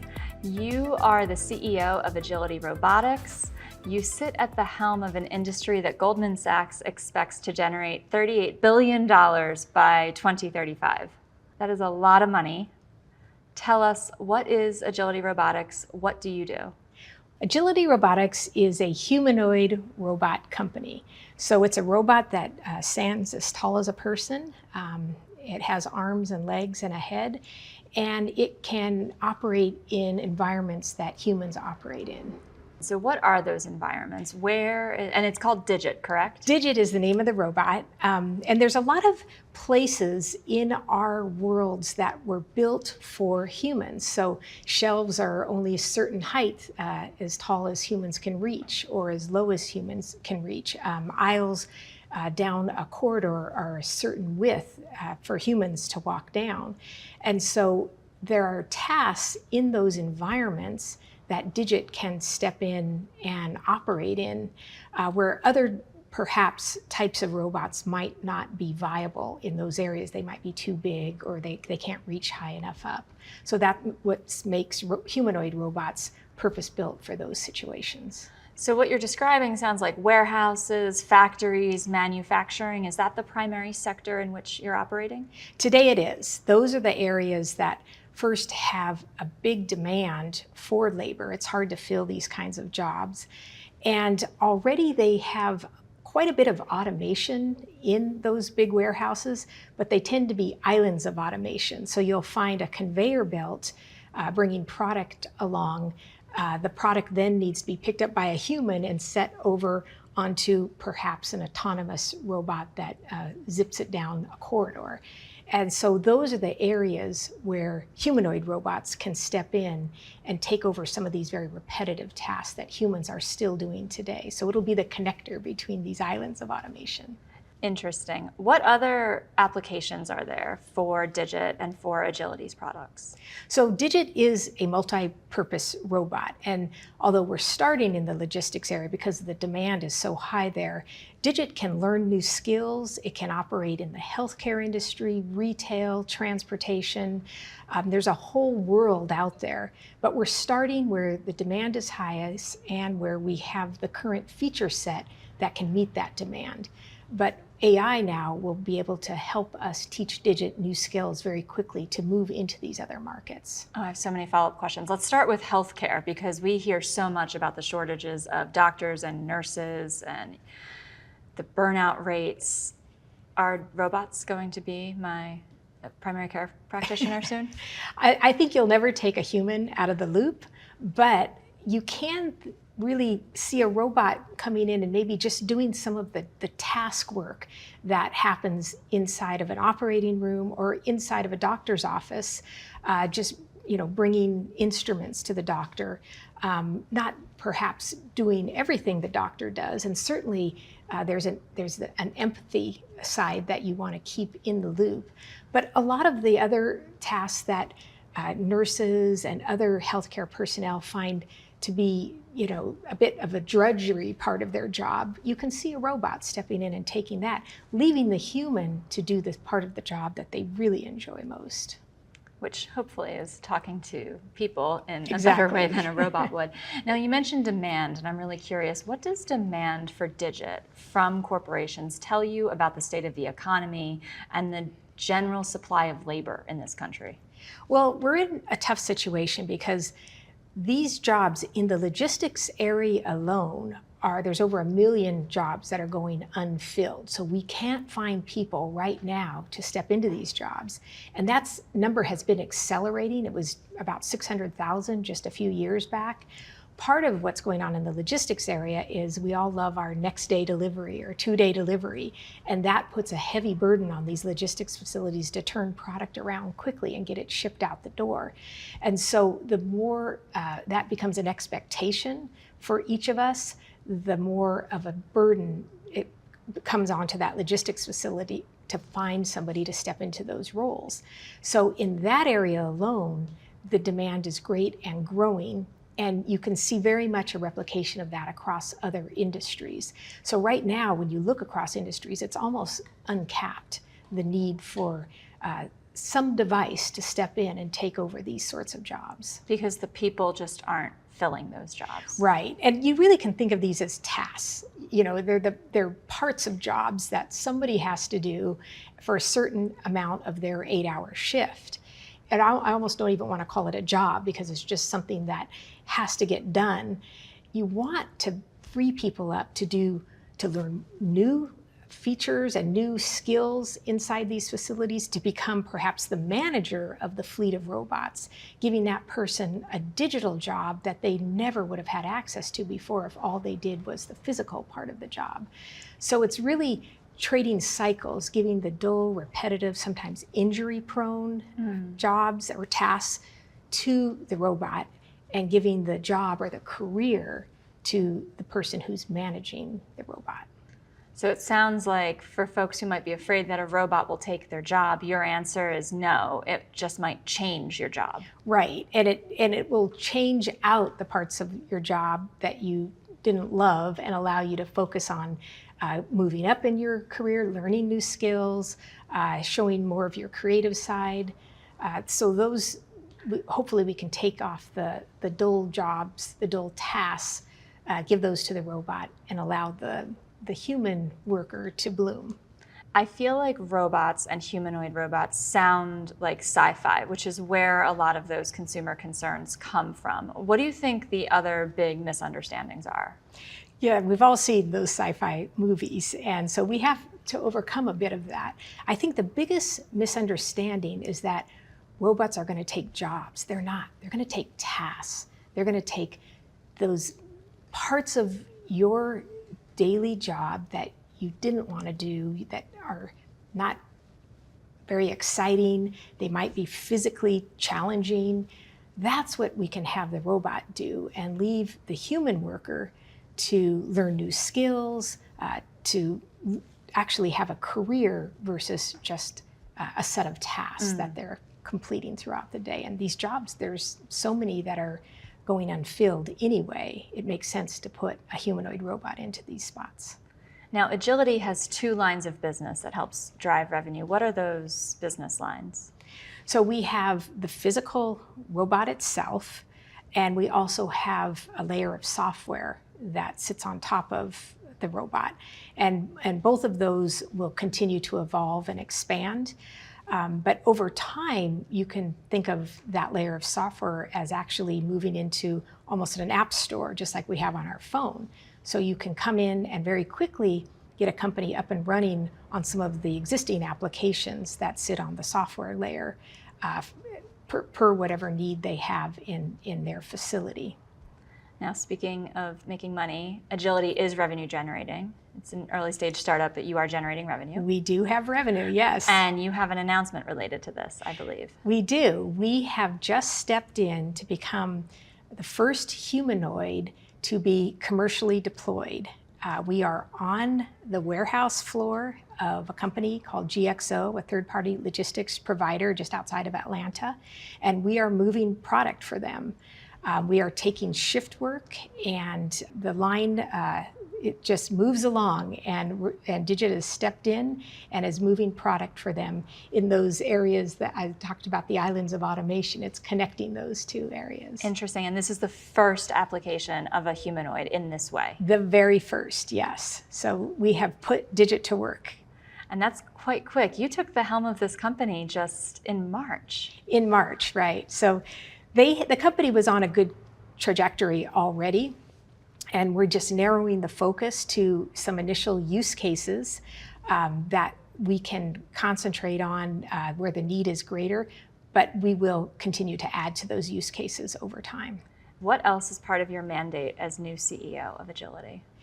Well, we want to make sure that we understand a customer's problem and we bring to them the solution that can solve for that.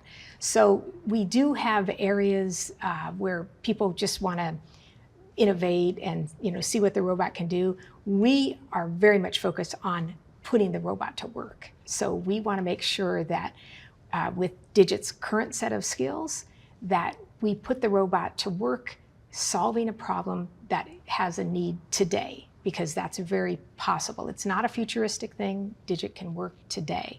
So that's what I'm focused on. And if we don't find that when we're talking to a customer, because we don't have the skill set yet, we move on, because the demand is so great just in that area. And you price the humanoids comparable to a human worker, less than a human worker? How do you structure that? Yeah, so when we come in and talk to companies, generally they're looking for an ROI of under 2 years, and we can meet that for compared to a human salary and the full comp package that surrounds putting a human to work for that same period of time. So after 2 years, then the robot becomes cheaper. Correct. So that does seem a little risky for human workers, but you still think it's the task that is being taken and people aren't going to lose their jobs over this? Right. It's a job that can't be filled to start with. I see. And so we're going to stay focused on that, because that's where the need is near term. Longer term, we are a multi-purpose robot, and we can go off into other directions to augment the human workers and not to replace them. Well, you mentioned transportation, and the first time I heard you say that, I thought, like, oh, high-speed rail, will this make it faster? Selfishly, I think that's what I want to see. But I love that idea. We'll start thinking about it. there you go. Add it to your to-do yes. list.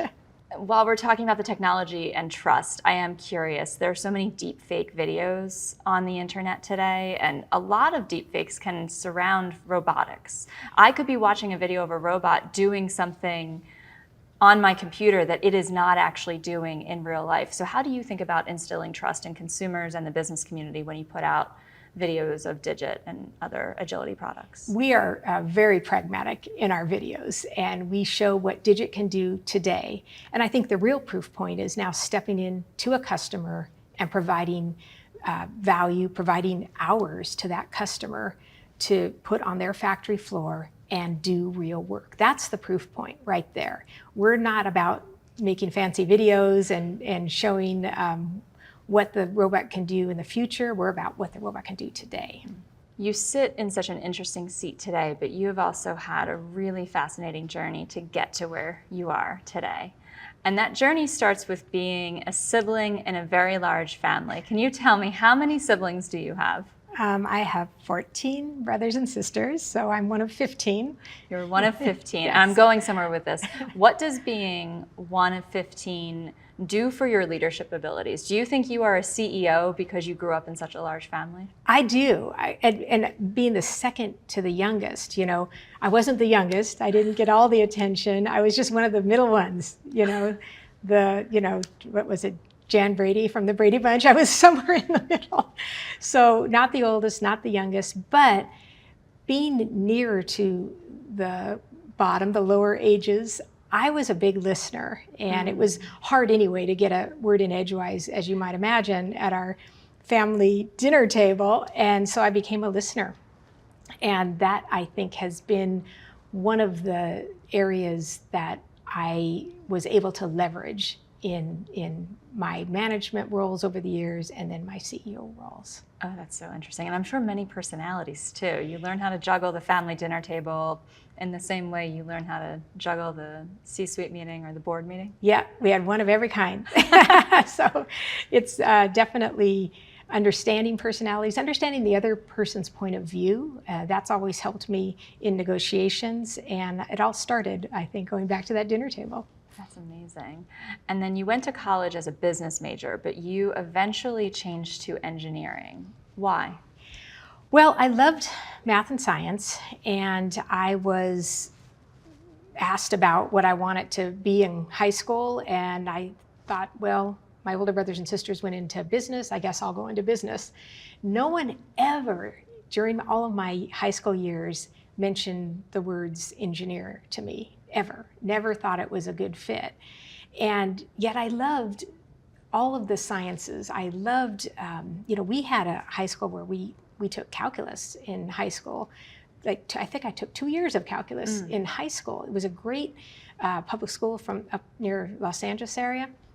But why that wasn't presented to me, I think it was because, women generally didn't go into the engineering field, so it wasn't even considered an option. And so I went off to San Diego State, and I was a business major, and I had a job on campus because I was putting myself through college. And I walked into the engineering department one day to deliver mail, and the 2 administrative assistants behind the desk thought I was there to learn about engineering, to ask about getting a degree in engineering. And I said, nope, just here to deliver the mail. And they said, well, do you know anything about engineering? And I said, I really don't. I had no idea what an engineer did in their profession. And so they sat me down and walked me all through the different types of engineering that I could go into. And then at the end of the conversation, they pushed the papers across the table to change my major. So that night I filled it out, came in the next day, became an engineering major.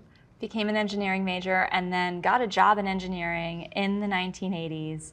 What was it like as a young woman in your first job? There weren't very many women, definitely, in my first job. But oddly, I had a female manager, which I am so thankful for. And she instilled so much confidence in the women on her team. She really bolstered us in a kind of a tough environment. Being oftentimes we were the only, singly, we were the only women in a room of men. And she, walked us through strategies to have your voice being heard.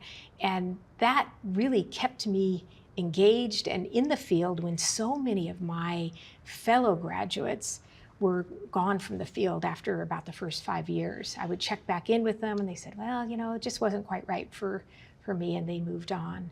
But she was a real, just such a role model and kept me in place through those early, more challenging years. It's a real example of you have to see it to believe it and to be it. Exactly. And as she was there and I looked up at her and I thought, I can do that. What have you taken from her or from other mentors in your career that you're bringing with you into agility and your more recent roles? I think for me, the biggest takeaway, my biggest learning of my entire career was just to be myself. Because as I went on to my next job and did not have a female manager at my next job, I was oftentimes criticized during performance reviews for not speaking up enough, for not talking enough in meetings. And it became a detriment to my upward mobility in these companies. And I thought, well, but I'm a good team builder. I fit in well in these environments. My work product was good. So this is what's holding me back. Maybe I need to leave too.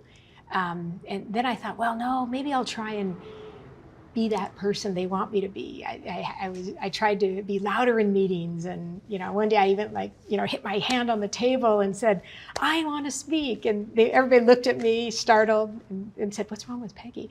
Because I wasn't myself for sure. And then my manager said, you know what, you just be yourself and that will carry you through.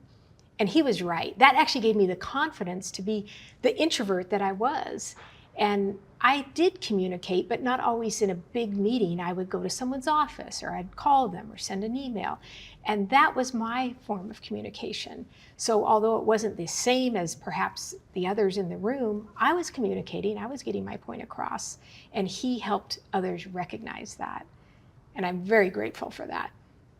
How have you identified the opportunities in your career? You said just now that you felt like your personality was a detriment. And then you found ways to overcome that. But then how have you identified the opportunities that help take your career to the next levels and to get to where you are now?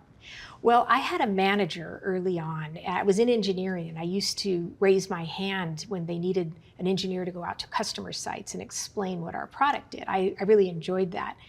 And he said, you have antenna for people. You're a good listener. I've seen you in action.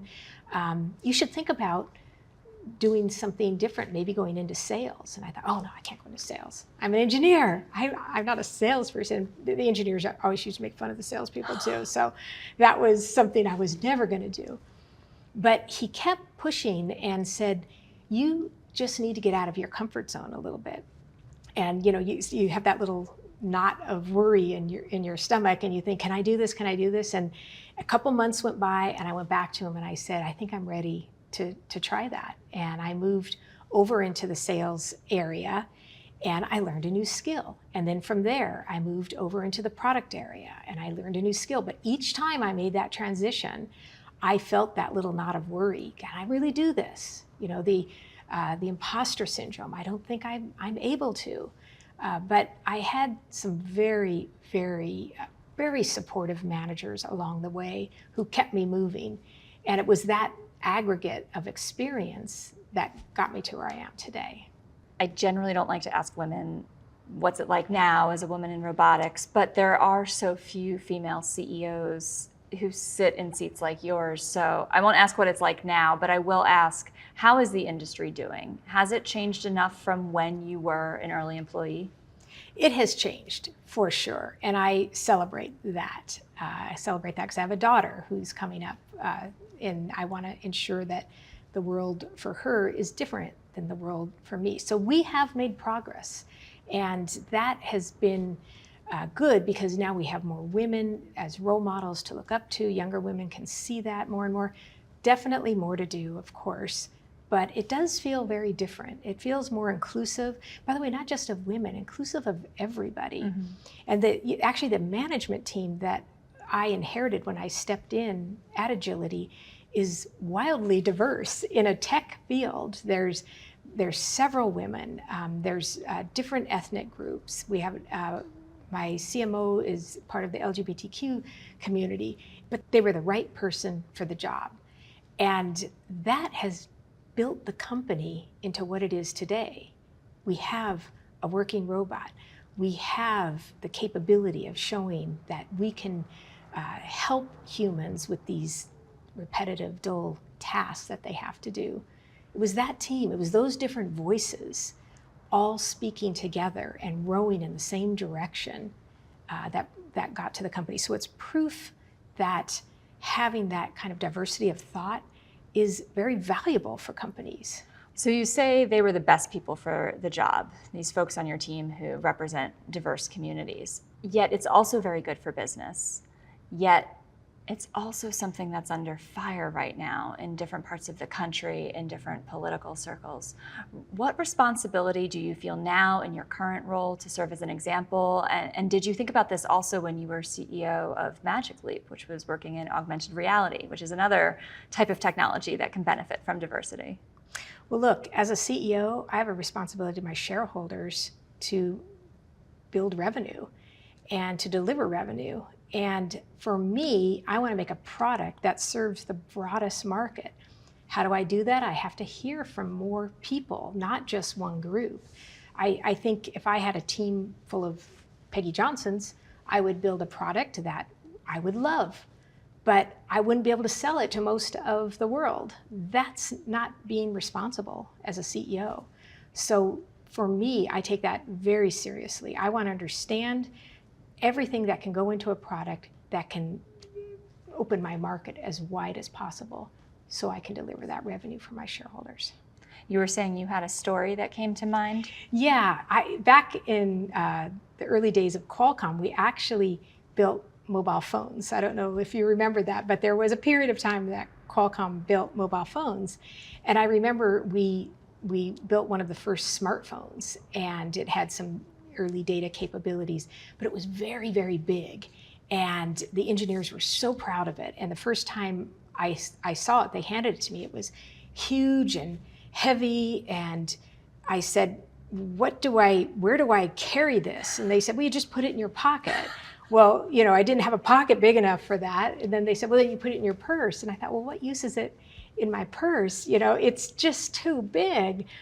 But most of my comments were ignored, and off we went with a very big device, and we sold it to mostly men. I think it was 80% men was the market at the time.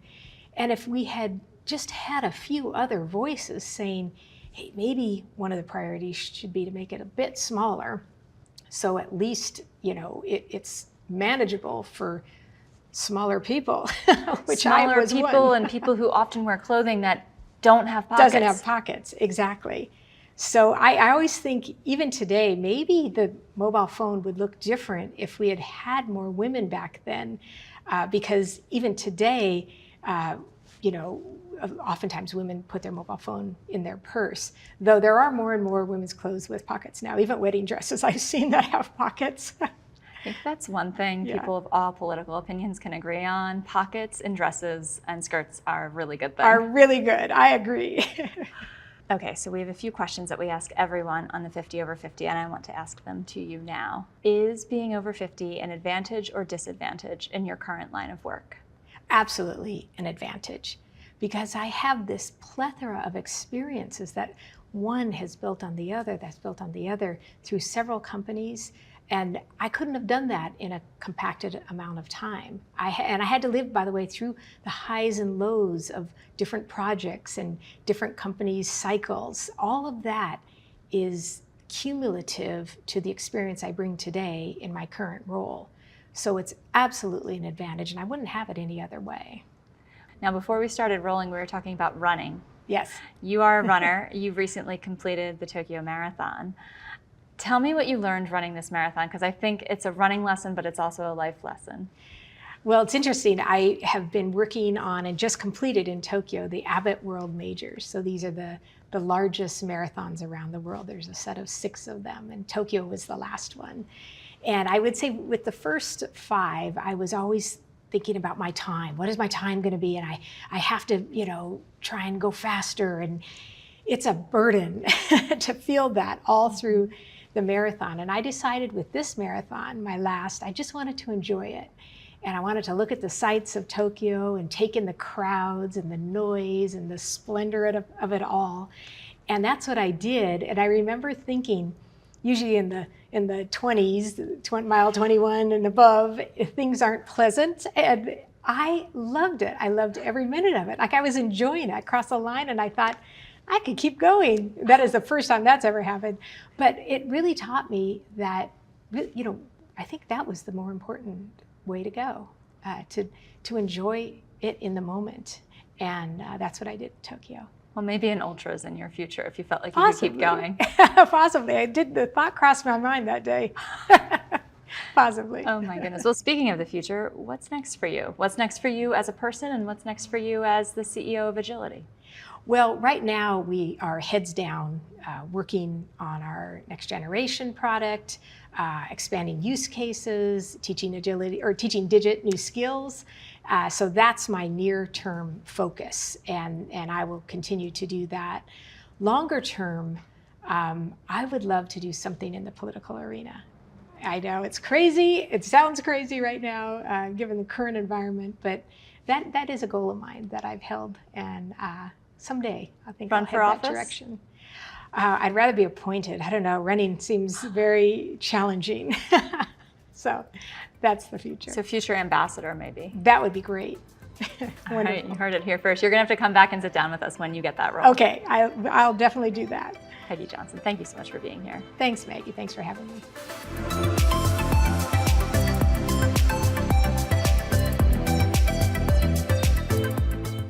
Transforming small business development, creating solopreneurs and micro businesses, all in efforts of circulating the black dollar among black businesses. That is the mission of Dr. Lakeysha Hallmon, CEO of Village Retail. We'll dive into all of that and more for our journey, the Forbes BLK series right now.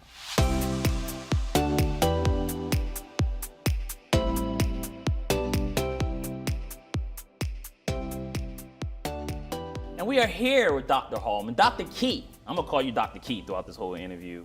here in Atlanta at the Village Retail. Thank you so much for inviting us into your space. This store is wonderful.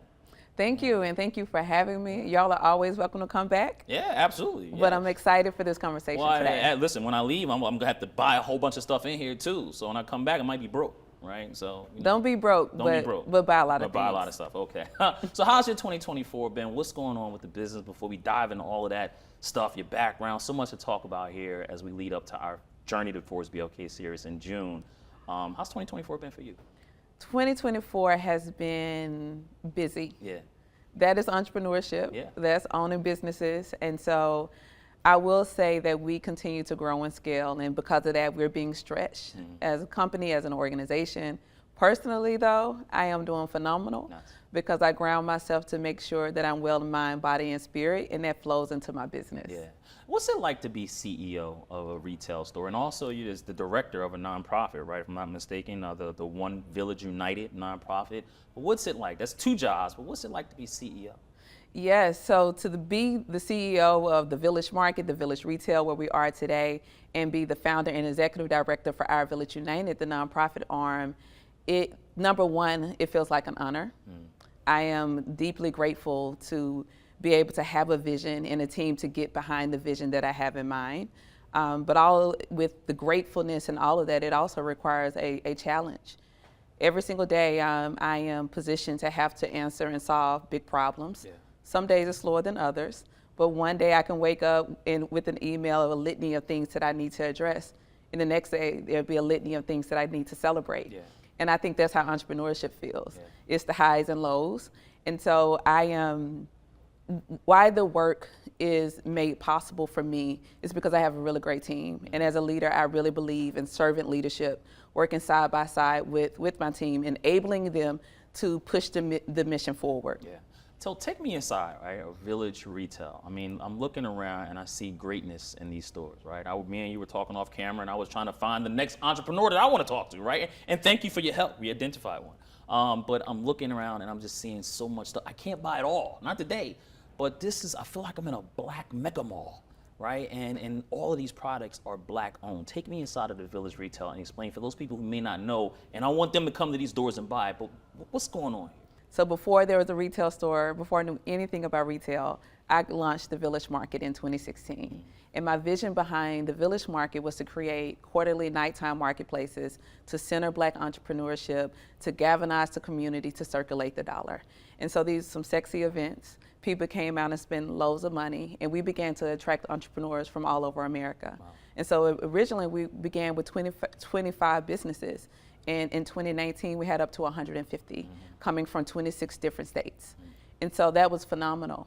And what happened to me happened to hundreds of entrepreneurs across the country and globally. The pandemic happened in the spring of 2020. Yeah. And so that shuttered my business model of the Village Market. Not shuttered, paused it, and allowed me to pivot. As I had those months to envision what would be my place in the world after this pandemic, I had the vision of building the Village Retail where we are today. And so I got an opportunity to pivot, and that's the testament of entrepreneurship. And I'm a former basketball player. So the pivot can really get you to the basket. Yeah. And so I had an opportunity then to figure out, I'm working with all these entrepreneurs. When the world opened up, do I want to continue in a quarterly marketplace, or do I want to open something that is open every single day, where I can have placement and give entrepreneurs their very, very first time in retail to help them grow and scale and to welcome shoppers from all over the world. Yeah. So Jabari, with little experience, I began to dream of the Village Retail. And I reached out to entrepreneurs whom I work with the Village Market. And I said, I need you to trust me. I know now it doesn't look like the world is going to open back up, but the world is going to open back up. And when the world opens up, there will be a Village Retail and your products will be on the shelves. And so that is what we're in today. Looking at over 35 different brands. Many of them dreamed of one day being in Ponce City Market. But to be in the second highest foot traffic place in Atlanta is a burden financially. Yeah. But if you go after it like a village, we can do this not just as a single company, but representing many different companies. Yeah. So the reason why people should come here is because we're all things excellent. Yeah. You can get candles from hair products, body products, but most importantly, you get to be a part of somebody's dream. Yeah. You get to give some of the finest products from some of the finest founders in the country right here in Atlanta. So yes, people need to come here, people need to spend their money here, but this is a testament of an incredible pivot, and we continue to grow. Did you have to gain their trust? Like, did you have to sell them? I mean, I know the village market was working, right? But again, you're in the middle of a pandemic. Everybody is scrambling, right? And then we're in this era where everybody can just go directly to consumer, e-commerce as well. Did you have to gain their trust to get their products in? Because I've been working with entrepreneurs since 2016 and they saw the way the village market consistently grew and that we were such a different model, it was beyond creating a marketplace. This was a marketplace that people then window shop and just take selfies. They did that, but they also shopped. Yeah. So entrepreneurs said, all right, if Dr. Key has the audacity to talk about a retail store while the world is shuttered in place, then I'm going to go on this mission and this vision with her. Yeah. But I also didn't overpromise performance. What I said is that it is going to be a beautiful location, that your products would be cared for, that your branding would be seen throughout, and it would be a seamless story of the village. And as people come in, they would get to experience your product. If they walk away and don't buy something, we would make sure that they have a card where they can shop from us online, and they would get their products within 48 hours. So it was a commitment that it was going to be a layered relationship. But I think as a founder, and if you're doing something new, never overpromise of what the outcomes are going to be. Promise of what you can build. And I knew that I could build an excellent model that will lift the elevation of what it meant to be a black entrepreneur in the city of Atlanta, and how to test that market right here at Pun City Market. And is Atlanta, is it because it's here that it's working so well? Because again, this is Wakanda, right? This is what people call this place when you come to Atlanta, and the camaraderie is there, right? The cohesiveness is there. Everybody is just connected. There's people I'm coming from Philly, they live down here, and they say, man, it's a special place. Did it have to start here in Atlanta? I think it's working because of the intentions put behind it and the level of work effort to make sure that it is excellent. There are no corners cut, that we make sure that we are positioned for success and the entrepreneurs are positioned for success. And the backdrop of all of that is that it's built in Atlanta. There's no place in the world like Atlanta to build. So yes, I believe that we're successful because we work hard and we put in the work, but also we're in a very fertile ground like Atlanta to be able to grow. Yeah, I heard you say before that people can walk in the store and they might leave and not buy. You give them a go. Who can walk in here and not buy anything, right? You gotta buy something, right? It smells so good in here. You want a candle or something like that. But I noticed on your back wall, right? When you walk into those doors, support is a verb. Why that phrase when you walk in? Why do you want people to know that? I want people to understand what the mission is. I want you to come here and understand that there's a verb attached to it. So either you buy and you take a great picture by the wall and you post it and tell people about the experience, but there's some action that should happen here. Action in buying a product, bringing somebody in with you, leaving us a great review. Y'all check out our reviews, 4.9, we're trying to get to 5, but we're doing extremely well. But beyond a retail space, I center Black entrepreneurship. This is one of the verticals that we have. Across the village businesses, support is a verb, it's in everything that we do. As we think about economic efficacy for Black people, as we think about creating generational wealth, as we think about scaling Black companies, it is going to require some commitments, intentionality, and a whole bunch of verbs. It takes intentional action for us to be able to scale and build. It takes intentional action to make sure funds are created to support businesses. So the verb is our call of action, our charge, that when you say that you are for Black people, Black communities, for Black businesses, I often ask you, then what is your verb like? Wow. Well, we want to get into your verbs, right? Because you had to learn it at one point. I want to dig into your background, but it's interesting you say that. You know, I always have a stat, McKinsey & Company, right? Their stat that, estimates that, Black collective economic power, is set to expand $1.7 trillion by 2030. That's up from 910 right now. If you think about that, that's the size of Mexico's GDP. When you hear that number, 1.7 trillion, right, that Black economic spending power is set to increase to, what comes to mind? What are you thinking about all that money that's at stake, that's circulating amongst us, that we know goes to other places and not maybe back into Black communities or Black businesses? When you hear that number, right, what's at stake for the village retail, and how do you guys plan on making sure that we can capitalize? And when you say we, Black community can capitalize off of that. When I hear that number, I hear nothing but opportunity. But I also hear how, and it's important for us to hear that number and to have a plan in place to make sure that money is circulating within our communities.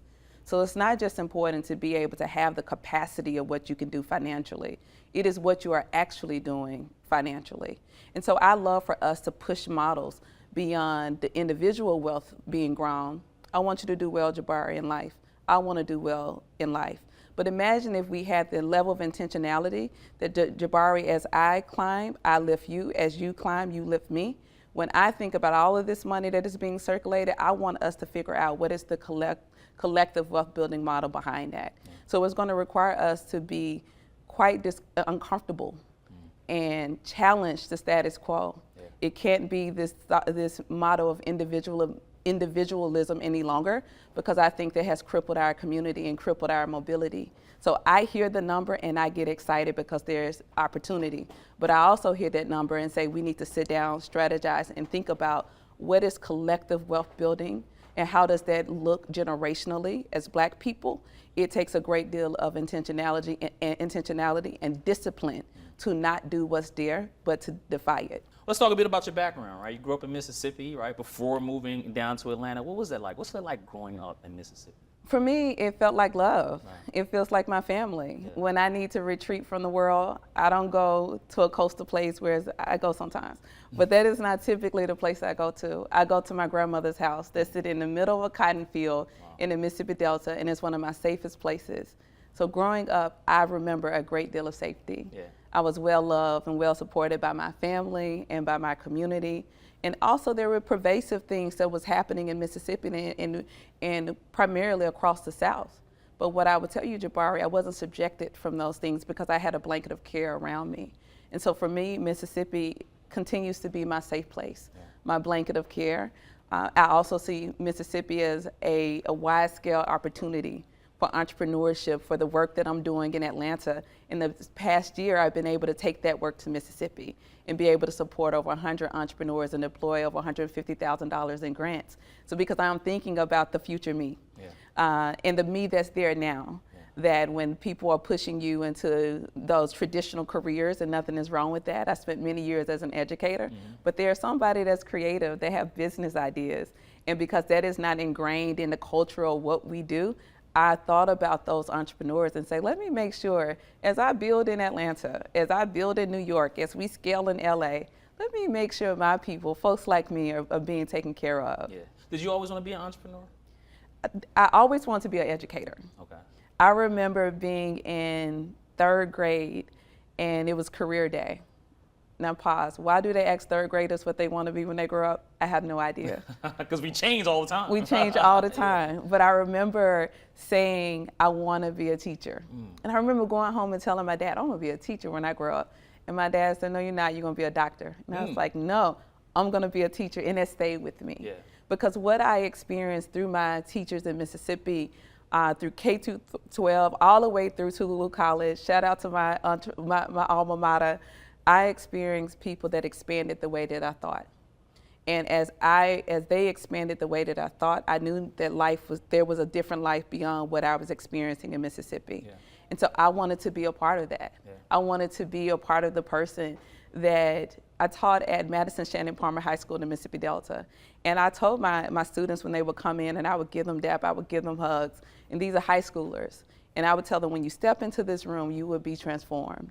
That this is no longer right here in Marks, Mississippi. Every day we chose another place where we were going to be. So one day we're in New York, and that's what our theme was on. And what I was doing is what teachers did for me. I was lifting their vision of what was possible for them and bringing it into the classroom. And so I didn't want to be an entrepreneur, but I did want to be an educator. And what's so incredible about life, though I've pivoted from that traditional education world, through Our Village United, I get to teach every single day. Absolutely. I just get to teach differently. Yeah. What did you teach in high school? English. English? Yes. Wow, I should have, you could use me. I could still use your help. I got you. Thank you, I appreciate that. Was it difficult at that? Because when you're high school, you have your attitude, we rebel. We were both high schoolers, right? You're going against it. Was it difficult teaching, or did you find that easy to get to young people? You know the beautiful thing about purpose, because teaching was a part of one of my life callings, and it was purposeful for me to be a 22-year-old, fresh out of college, teaching high schoolers and pretending that I'm 30, which felt old then, but is young today. Yeah. But I was pretending that I was 30, because many of them were 17 and 18 years old. And so it wasn't, if anything was difficult, it was difficult that, just trying to appear to be older. But no, I absolutely loved it. I've never had an experience where I was so fulfilled every day.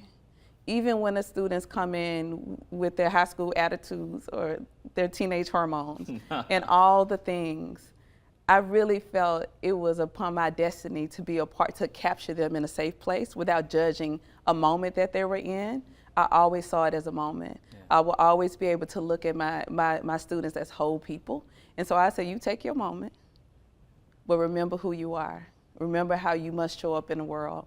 And I was able to transition so many students in their moments. But no, it didn't challenge me, and it wasn't hard for me, but it challenged me, because just like in entrepreneurship now, I strive to make sure that I'm impeccable in everything that I do. Yeah. So I didn't want to be any teacher. I wanted to be the best teacher. Absolutely. And when 20 years from now and they're thinking about their high school English teacher, my name show up in their mind. Yeah. Absolutely. But you left, right? Mm-hmm. Was it tough when you left the transition? In 2016, you started the Village Market, right? What was the decision to leave education and go into the corporate and entrepreneurial world? It was one of the hardest decisions I have ever made. Did you cry? I teared up a lot. Wow. I teared up a lot because it's beautiful how purpose propels you. But in order to be propelled, you have to let some things go. I was so afraid, Jabari, of the financial security. I was also afraid of, I know I'm good at education. What if I'm not good at this? What if I am abandoning students, and I know that I am one of the many intentional teachers that deeply care about their whole educational experience and their trajectory? Am I leaving? Am I leaving an industry that continues to need people who are dedicated? And so I had to grapple with those decisions. But as I was making that decision, and it was a slow progression over time, I had to figure out, could I still be of service? And so what I asked for, and I was writing my little vision and making it plain, what I asked for, please let me still teach. Just allow my classroom to expand. And as I grow in my company scale, because I knew that would happen, give me the capacity in my schedule where I can still serve young people. And what's so beautiful about life and how it's set up, tomorrow, this retail store will be filled with high schoolers. The new school comes and I teach an entrepreneurship class with them, and then they go outside and we set up a beautiful marketplace. And so it feels very much so like the home that I built first in the classroom. Yeah. So Jabari, I've gotten everything that I could have possibly asked for. Yeah. But was it hard? Was it hard to say goodbye to the person I knew meeting me as a teacher and say, well, welcome in Dr. Key, the CEO and founder and entrepreneur? But nobody warned me, Jabari, of the headache of what it meant to own the business. Yeah. It's really attractive on social media, but to be in it every single day, it stretched me more. It has stretched me more than when I was an educator. Yeah. Well, I mean, listen, you said it, right? You raised $2,500 from your family and friends and used the savings, right, to kind of launch this. How much savings did you have to use to kind of open this up? Yes, as I was building the Village Market in 2016, I was then working for the Georgia Department of Education as an education research and evaluation specialist. All that title means I was working with after-school programs to ensure they continue to receive funds. Behind the scenes, I was also working with the Village Market. And so you asked the question before, like, how did you know it was time to go? Village Market took over. I was waking up 3 o'clock in the morning trying to build Village Market, taking my lunch break to take meetings on Village Market, working late at night to build Village Market, and still trying to do this thing full time as well. And so it became imbalanced. But that's also how I knew that I could pivot out of education, because Village Market was really building itself. I just had to have the confidence in leaving what I knew. I had to have the confidence that I could build a company where I make sure that people have health benefits. I could build a company where people could have retirement. I could have a company and create a culture of care in the workplace. it's different to be in a seat of being someone giving you those things to you being in the seat of now you're the one being the giver of those things. That is what I had to shift my mindset of how I could build as an entrepreneur. Yeah. Well, looking at the business now, we're inside, right? I mean, obviously you go through that pivot, but am I looking at the business where people come in, they deliver their products, right? And it's a natural business contract. They get shelf placement, and you get a percentage of whatever they sell. Yes. So it's a profit share model. We have some wholesale models as well. So it's a hybrid. Okay. And what we try to do is what's best for the entrepreneur. We've had to learn a lot. When we first opened the retail store, we let everyone know this is a pilot. We're all going to go on this discovery together. And so what that looked like, the Village Retail took a great deal of the financial burden because we wanted to make sure, remember, we were opening towards the end of the pandemic, the version of it that we were in. And so we took the huge financial burden of that. And so once we got into the business model a little bit more, maybe a year, we then figured out, okay, this is how we can make sure that we continue to exist. We have to balance this out a little bit more. So that's a profit share model. There's wholesale. We do pop-ups in a store. And I will say for someone who has aspirations of building a retail store in their city, it is very important if you're going to bring in a lot of entrepreneurs is think through what is a win-win. Yeah. What is a win-win for you and the brand? What is a win-win for your company so you can sustain? I think often in the service of doing good, we forget about the business that is needed in the service of doing good. Yeah. If the Village Retail closed, all these businesses close as well. If someone's thinking about opening in their city, they have to figure out how do they build their financial pathway so they can be open 3 to 5 to 10 years later if they so choose. Yeah. Well, in 2020, right, you said obviously the Village Retail that you guys have circulated over 4.5 million to Black-owned businesses since 2016, since your opening.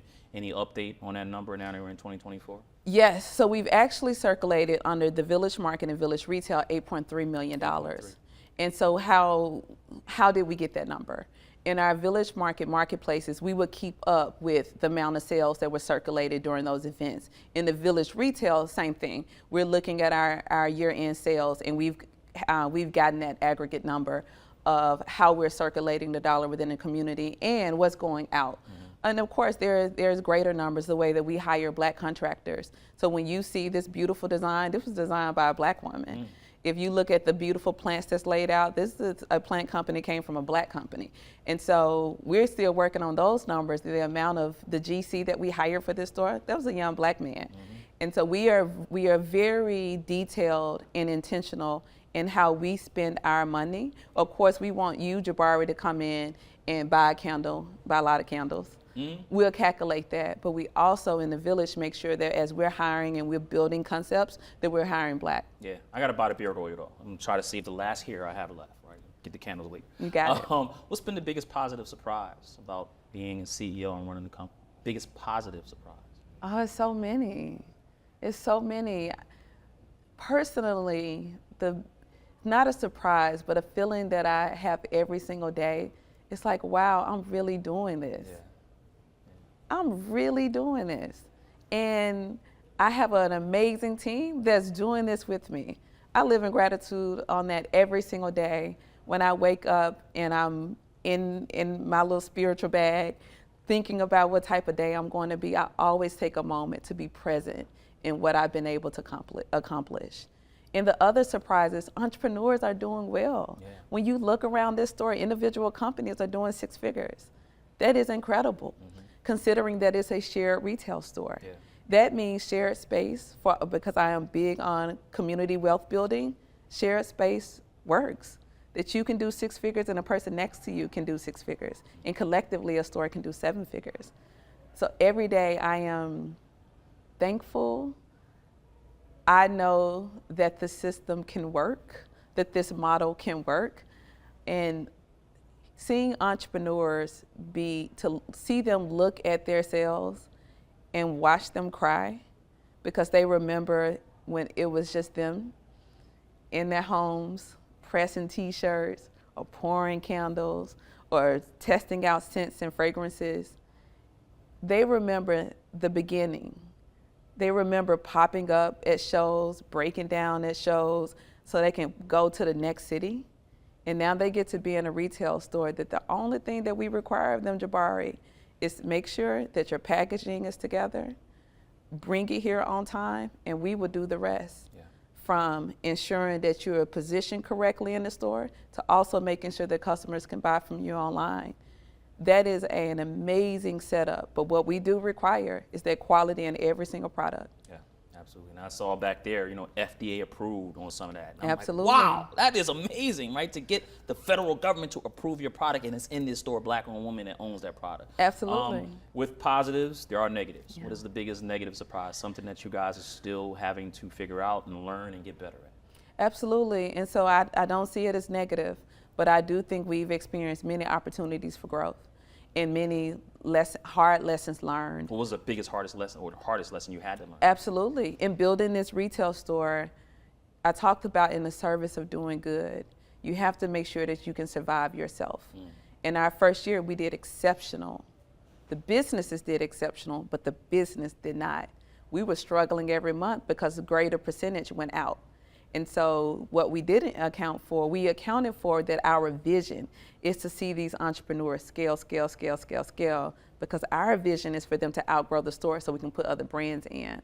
And so as we're building that model and making sure that they have what they need, there were other things like overhead that we have to account for. A staff that's here 7 days a week where we're only closed 2 days out of the year, that the packaging, all the things that's required to get things shipped, all of those things and all the fees to be at Ponce City Market, we didn't account for that because the Village Market was a social and is a social enterprise. The Village Retail is a social enterprise, but I had to level up. I had to level up my mindset on what it means to be a sustainable company, do good, but have an impeccable business model so you can continue to be here. So I had some tough lessons. I had to be stretched as well as a CEO. That my heart is for every person in this store and all the people that we meet to be successful. My mentors had to say, yes, but how will they be successful if you fail? Yeah. And it was in that leadership that was deployed to me, it helped me really put my head low and think about a business model that could work. Yeah. But that was, out of all the things that I've done, Village Market, Our Village United, and trying to raise grant dollars, the retail store really grew me up as an entrepreneur. Yeah. Well, what do you tell an entrepreneur about pivoting? You've done it plenty of times in your life, from going from education to now where you're doing now, running the Village Retail CEO, and then the pandemic threw you back, right? I mean, that was all pivoting. A lot of entrepreneurs I've run into, they don't want anything to do with pivoting, right? They don't think that they have to, but they'll find out later on they may. What do you talk to them about pivoting, young entrepreneurs especially? I tell entrepreneurs to welcome pivoting. It truly only makes you better. So let's go back again. In 2019, the only company that I had was Village Market. Village Market was doing great, but because I've had to pivot due to the pandemic, that opened the Village Retail. We support all of these founders now. That opened the gateway for Our Village United, where in the last 2 years, we deployed over $700,000 in grants. Our programming is now in 25 states. But remember, let's go back. In 2019, I only had the Village Market. But that pivot opened the Village Retail. It opened me to even think about sustainability of businesses, to make sure that businesses get technical assistance, grant dollars, all pro bono services. That created my vision for Our Village United in our first program, Elevate. Without that pivot, Jabari, would those things be in existence? We can say maybe, but we can't be for sure, because the pivot is what opened me to think about all that I could do and not what the one thing that I could do. Pivoting also has positioned my astuteness as an entrepreneur. You have to go through things in your business to think of more creative ways to do things, how to tighten up your standard operating procedures, your SOPs. You need to understand your numbers. So if your numbers begin to tank, you need to understand why. You need to understand your profit margins.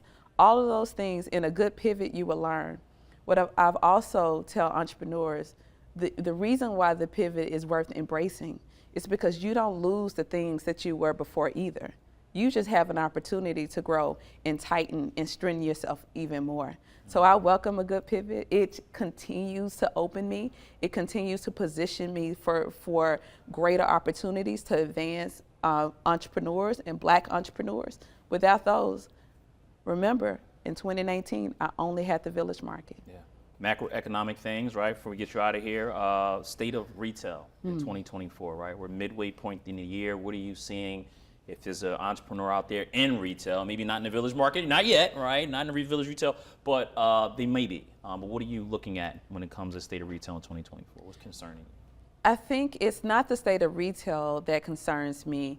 It's the state of lease agreements that concern me. You have to have a good real estate broker.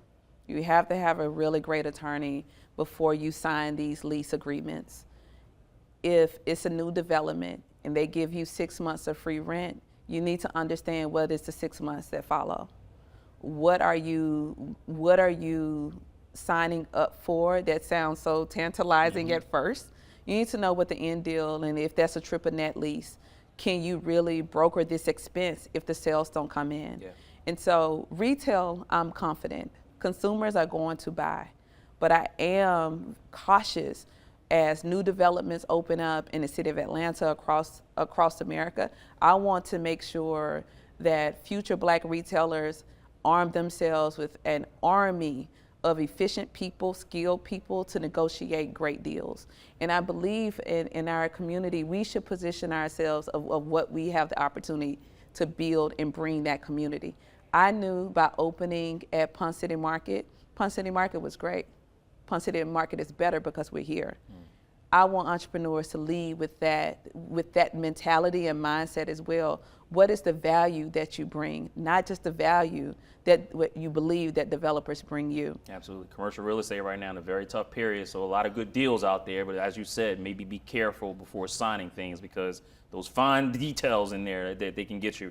Any update 2024 for Village Retail, right? Are you expanding, or are we going to see more outside of Atlanta, maybe a Village Retail in New York or Jersey or where I'm from in Philadelphia? I mean, where are we going with this? Because I would love to see it pop up everywhere. We are working on our second location. I cannot disclose where, but we are working on our second location. Out of Georgia? Out of Georgia, and it wouldn't open until 2025. Okay, in 2025. Yeah. Mississippi, baby, take it back to your home. We wouldn't open Village Retail in Mississippi, but we're going to do some cool things in Mississippi. That's great. But this fall, we're actually opening the bookstore, so the Village Books. So that's going to be the second brand under the Village Retail. And we have other exciting things that I can't share at the moment. Well, make sure you share them when it's time, right? I want the exclusive too. Absolutely. All of it. Absolutely. And a perfect segue, right? Book, right? We are in summer, spring, summer, getting warm. Give that entrepreneur Dr. Key's favorite leadership book. What does she read? And she can go back to it time and time again and pick up something new. For me, it's Jim Collins, Good to Great. I'll get to that in a minute. But what's your favorite book that maybe somebody should pick up? One of my favorite entrepreneurial books is Who Not How. Phenomenal book. I can't remember who it's by, which is terrible, but Who Not How teaches a founder how to let go and delegate. That is one of the hardest things in entrepreneurship, to trust people to come into your baby and to actually give something away. But if we build people well, if we train people well, the who would be more powerful than you always being the one that's doing everything. And again, 2024, we're getting into it's an election year, right? Without choosing sides as a CEO, right? What do you want to hear? What do you want to see from the candidates? Yes, I'm deeply civically engaged. I believe all entrepreneurs should be. Yes. What I expect from elected officials is to center local small businesses. We're the lifeline in every community and every rural town. Yes. And so as the big vision picture of how great America can be, what we should also ask as founders and entrepreneurs and small business owners, how does that flow to me? What legislation is in place?